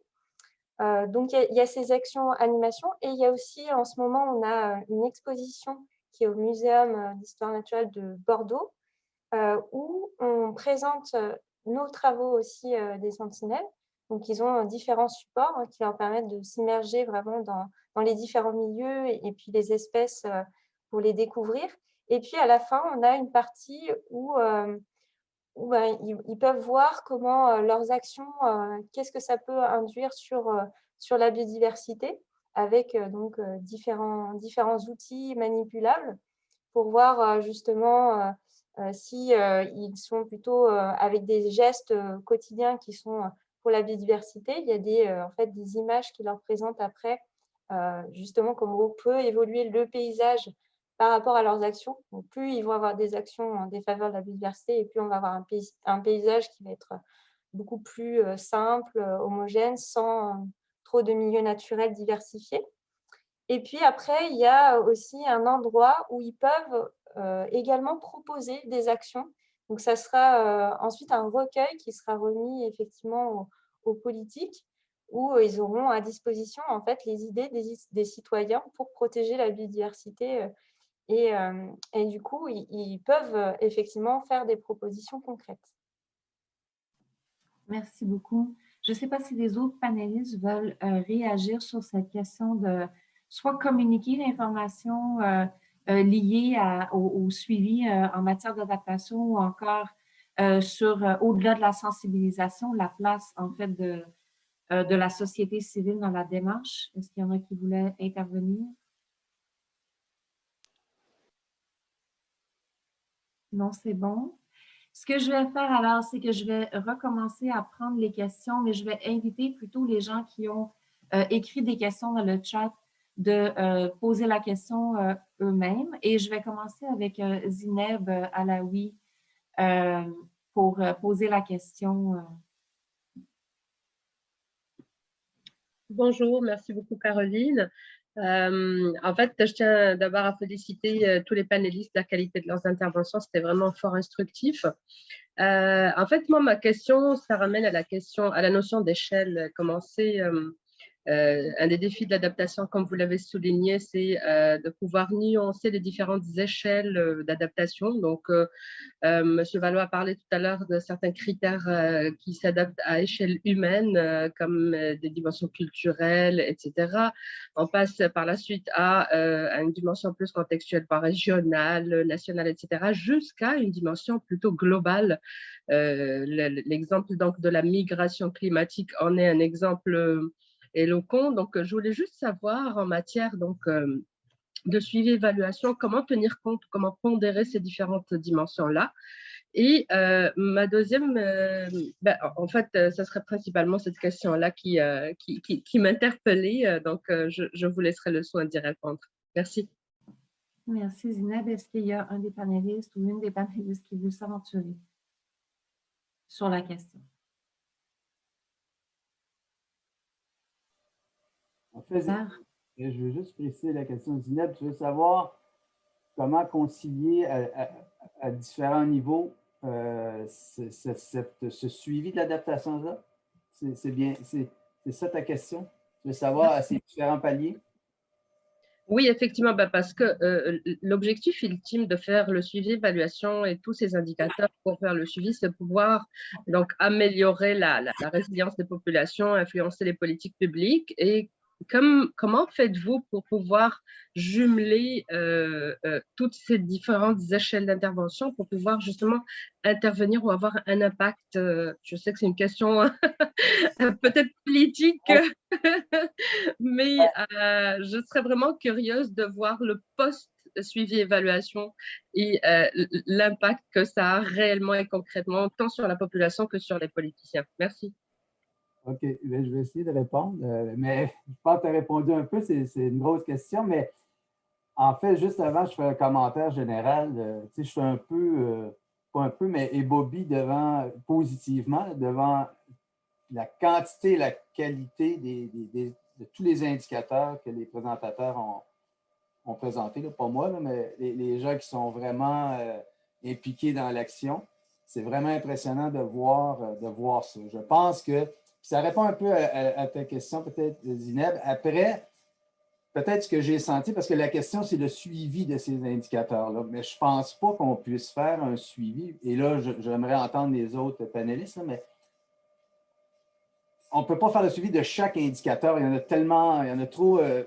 Garcia, je ne sais plus là, le nombre, j'ai noté, là, mais il y avait beaucoup d'indicateurs, puis ce n'est pas un reproche, c'est effectivement le cas. C'est souvent, il y a beaucoup d'indicateurs, mais à un moment donné, je pense qu'il y a une parcimonie, et là, ça rejoint la question d'Ineb, il y a une parcimonie qui doit se faire. C'est-à-dire que moi, j'appelle ça la création d'indices. Hein, c'est le regroupement des indicateurs pour pouvoir faire un suivi, que ce soit au niveau Zineb, que ce soit au niveau national, mondiale, il faut regrouper ces indicateurs-là pour en faire des indices, en sachant qu'on ne pourra pas intervenir sur chacun des indicateurs, ça serait beaucoup trop difficile. Donc, il va falloir, là, on n'a pas parlé d'indices pendant les présentations, mais c'est le regroupement des indicateurs pour avoir une tendance générale d'une adaptation dans le temps. Parce que si on prend les 1600 indicateurs sur un projet particulier, ça va être infernal, ça va être impossible de gérer et de conclure quoi que ce soit. Donc, oui, ma réponse, c'est un peu ça, c'est de dire, bien, c'est possible, mais il va falloir avoir des mesures globales qui font en sorte que, bien, là, on a une idée générale de l'adaptation, puis après, si on va aller voir plus spécifiquement à quel niveau de l'adaptation il y a des problèmes, bien là, on pourra faire une étude plus approfondie des indicateurs. Mais il va falloir faire des regroupements et c'est là bien, qu'il faut travailler en pluridisciplinaire avec les experts sur le terrain, les experts dans chacun des domaines, que ce soit des espèces animales, que ce soit en inondation, que ce soit en érosion des zones côtières. Il faut travailler tous ensemble pour faire ce travail-là. Parce que ce que je retiens de toutes les présentations, c'est que oui, on a plein d'indicateurs, mais de faire le suivi, bien, ce n'est pas si évident que ça. C'est difficile, puis c'est contestable parce que Caroline en a parlé, il y a une partie de subjectivité en adaptation. Une partie, je dis bien, mais il faut... En fait, je suis impressionné devant tout le travail qui a été fait. Mais Zineb, peut-être que je ne réponds pas tout à fait à la question, mais oui, je pense que c'est possible de faire... Mais il faut identifier au départ si on travaille au niveau mondial, national, provincial, local, et il faut travailler avec des indices qui sont un regroupement d'indicateurs plutôt qu'avec chaque indicateur séparément. Je reviens, je vais peut-être interpeller tout à l'heure la Ville de Montréal parce que je pense qu'ils sont très pris dans ça, dans comment gérer la multitude d'indicateurs. Mais peut-être avant, j'irai à Gilles Garcia pour dire, justement, vous l'avez un peu exposé dans votre présentation, en fait, un peu ce défi d'arrimage et de coordination, surtout quand tout le monde est en train de réfléchir à cette question de la mesure du progrès en même temps. Donc, tout le monde veut développer ses propres indicateurs. Avez-vous des commentaires ou une réponse en lien avec la question qui a été posée? Oui, alors en fait, c'était un peu une réponse à la dernière question qui a été posée et aussi une question qu'a posée Alain Bourque dans le chat tout à l'heure, qui disait « Est-il possible que la non-disponibilité des indicateurs venant des gouvernements centraux soit liée à un désir des autorités de pouvoir éventuellement interpréter les résultats retombés à son avantage ou au bon moment ?» Alors, étant représentant de l'État, je ne peux pas dire oui, je ne peux pas répondre oui à cette question, mais je pense que c'est plus complexe que ça et que, alors là je parle pour la France, je ne sais pas ce qui se passe au Québec, mais moi j'ai tendance à dire qu'aujourd'hui la question des indicateurs est beaucoup trop une affaire de spécialistes, alors de techniciens, de scientifiques, c'est très bien que les scientifiques et les techniciens ou les fonctionnaires comme moi s'intéressent au sujet, mais est-ce que ce ne serait pas aussi un sujet dans lequel il faudrait davantage investir les citoyens et qu'il y ait une construction participative des indicateurs? Parce que finalement, quand on discute, par exemple, avec un agriculteur, on peut apprendre beaucoup de choses. Il y a une expertise de terrain qui est souvent négligée par nous qui sommes dans nos bureaux. Je crois qu'il y a beaucoup de choses à apprendre, déjà à les écouter, et qu'ensuite, leur donner un rôle actif dans la construction des indicateurs, c'est à la fois un gage d'efficacité, parce que c'est ce qui permet de savoir aussi si on sera capable de les renseigner, de les suivre, ces indicateurs ou pas, et c'est aussi un gage de pertinence, c'est-à-dire est-ce que ça répond à un besoin de la société civile, ce qui est quand même la première de nos préoccupations. Alors ça, c'est vrai surtout au niveau local, mais je pense qu'il y a aussi de vastes marges de progrès au niveau régional et y compris au niveau central, dans la transparence et dans la participation des citoyens à la construction de ces indicateurs. Alors, je ne sais pas si ça répond vraiment à ces questions. Moi, je crois que le fait que les indicateurs ne soient pas publics, c'est moins une volonté de cacher qu'un manque d'intérêt pour le sujet, un manque de moyens. C'est un peu plus subtil que ça. L'adaptation, ce n'est pas forcément un sujet politiquement très porteur, en tout cas, ça dépend de la façon dont on le présente. C'est pas forcément politique d'adaptation, c'est pas vraiment présent, c'est pas un projet de société, on ne voit pas forcément les opportunités, c'est plutôt quelque chose qu'on subit, et quel que soit le niveau politique, on n'en parle pas volontiers en général. Je crois que c'est ça qu'il y a derrière ce manque d'enthousiasme pour mettre la question aux indicateurs sur la place publique. Merci. D'accord, merci beaucoup. Je regarde juste le temps qui passe, puis j'aimerais quand même qu'on aborde d'autres questions. Donc, juste peut-être pour... en fait, j'ai vu que Mélanie avait plusieurs questions. Je vais peut-être vous laisser la possibilité d'en choisir une pour les panélistes et puis vérifier laquelle vous voulez poser. Est-ce que Mélanie, elle est toujours en ligne avec nous? Alors, non, elle n'est pas Elle en a dû ligne. quitter? Oui, non, mais je peux répondre parce que je OK. suis partenaire de Mélanie. Et donc, une des questions, c'était par rapport les indicateurs de mon instant. Ce sont par rapport, si on peut appliquer les tests climat dans, par exemple, des autres municipalités au Québec, et particulièrement pour les MRC, qui commencent à faire la démarche des plans d'adaptation. Merci. Est-ce qu'à la ville, donc c'est pour savoir, donc votre test climat, est-ce que, bon, vous évidemment, vous le développez pour la ville de Montréal, est-ce que vous voyez un potentiel pour appliquer ce genre d'outils dans d'autres municipalités? Oui, bien sûr, effectivement, puisque le test climat, justement, est un outil d'aide à la décision pour évaluer comment les unités prennent en compte, justement, la réduction des émissions de gaz à effet de serre et l'adaptation au changement climatique. C'est tout à fait là, quelque chose de réplicable là, dans d'autres municipalités MRC, applicable à leur contexte, en fait, là, tout à fait. Là. Oui, puis je dirais de manière complémentaire, ce fameux test climat-là, ben, il sera mis en place dans les prochaines semaines. Donc, c'est officiel. Donc, on peut l'annoncer. C'est une mesure qui va se mettre en place. Mais naturellement, là, à partir du moment où le test sera mis en place, ça nous fera plaisir de le partager là, avec d'autres municipalités, à tous ceux qui sont intéressés par cette mesure-là. Merci beaucoup. Donc, il y a peut-être juste, je vois encore le temps qui avance et peu de temps pour les questions.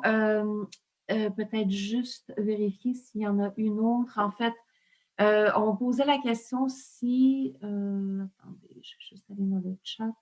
Peut-être je vais juste vous inviter en fait avec un mot de la fin, peut-être une conclusion avec peut-être le message que vous voulez qu'il soit retenu, mais on suggère que peut-être l'adaptation au changement climatique, comme ça a été mentionné au tout début, là, ça couvre beaucoup plus large, les problèmes sont beaucoup plus diversifiés, ça se réduit peut-être pas à un seul indicateur et c'est peut-être même pas souhaitable que ça se réduise à un seul indicateur. Par rapport à tout ce que vous avez présenté en lien avec cette question d'indicateurs, des défis qui y sont associés, de la complexité, des enjeux de communication, si vous aviez un message avec lequel vous aimeriez que les participants partent aujourd'hui, je vais inviter peut-être chacun des panélistes à juste offrir un message global. Peut-être, est-ce que je pourrais commencer avec Fanny, par exemple?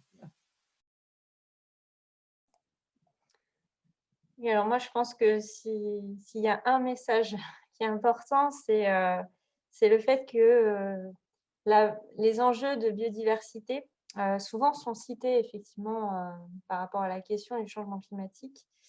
Mais la question, c'est savoir est-ce que concrètement, la biodiversité est bien protégée parce que le changement climatique, derrière, il y a des enjeux sociétaux, il y a des enjeux économiques. Et c'est vrai que d'un point de vue d'un écologue, la place vraiment concrète de la biodiversité dans les actions qui peuvent être mises en place, voilà, je trouve que c'est assez difficile. La biodiversité est souvent prise en compte d'une manière plutôt d'image. Voilà, on va prendre en compte, préserver, etc. Là, je parle effectivement des actions plutôt en France. Donc voilà, pour moi, ce serait vraiment prendre en compte la biodiversité, mais vraiment d'un point de vue écologique, hein, c'est-à-dire, voilà, on a des actions sur protéger, effectivement, là, on avait parlé, il y avait l'exemple de protection des arbres, etc. Mais derrière, il y a de quelle essence on protège? Est-ce que ça a vraiment une fonctionnalité derrière avec un écosystème qui permet une diversité des espèces et puis des espèces aussi à enjeu. Voilà, donc il y a tout cet aspect-là, vraiment renforcer la protection de la biodiversité, parce qu'on parle beaucoup de changement climatique, mais il faut savoir aussi qu'on est sur un déclin de la biodiversité et qu'on parle aujourd'hui de 6e extinction de masse. Et si on prend en compte que la question changement climatique, mais pas la question déclin de la biodiversité, l'être humain ne pourra pas survivre à ce déclin fort de la biodiversité. Donc, c'est un message que je voulais faire passer.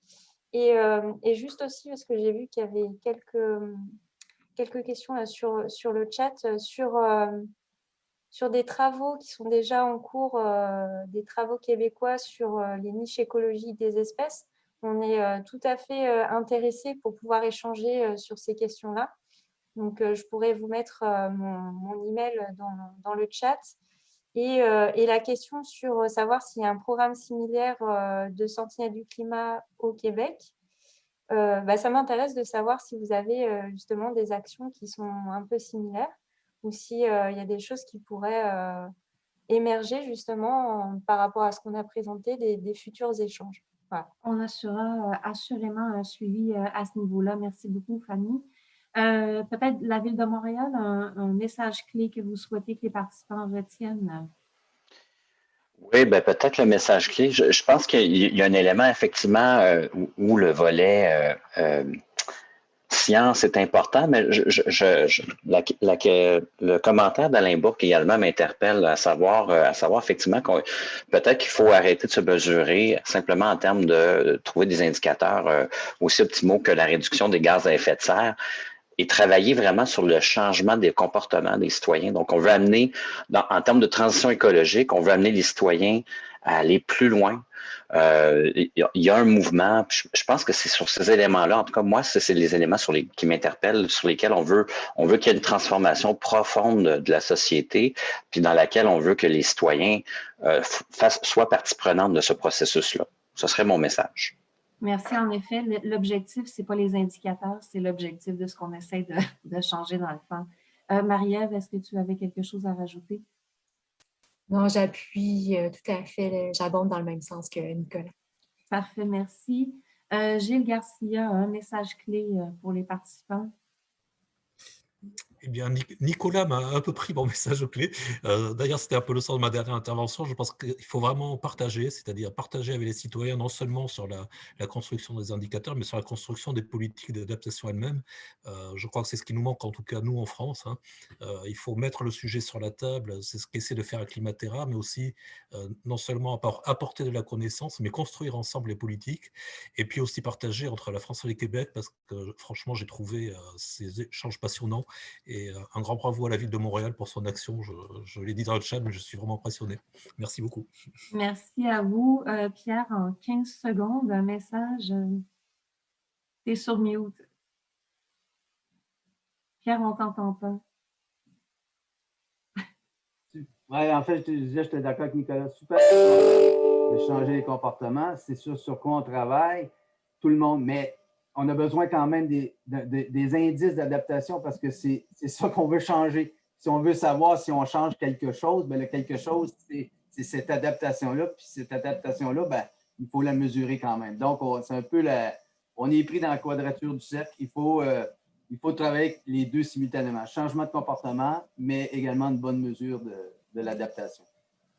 Merci. Voilà. Merci beaucoup. Merci Pierre. Merci à tous les panélistes. Vraiment, super présentation, tous très clairs. Merci beaucoup d'avoir partagé votre temps, votre expérience, votre expertise. C'est très apprécié. Les échanges dans le chat le montrent bien. J'en profite pour remercier Colin Brown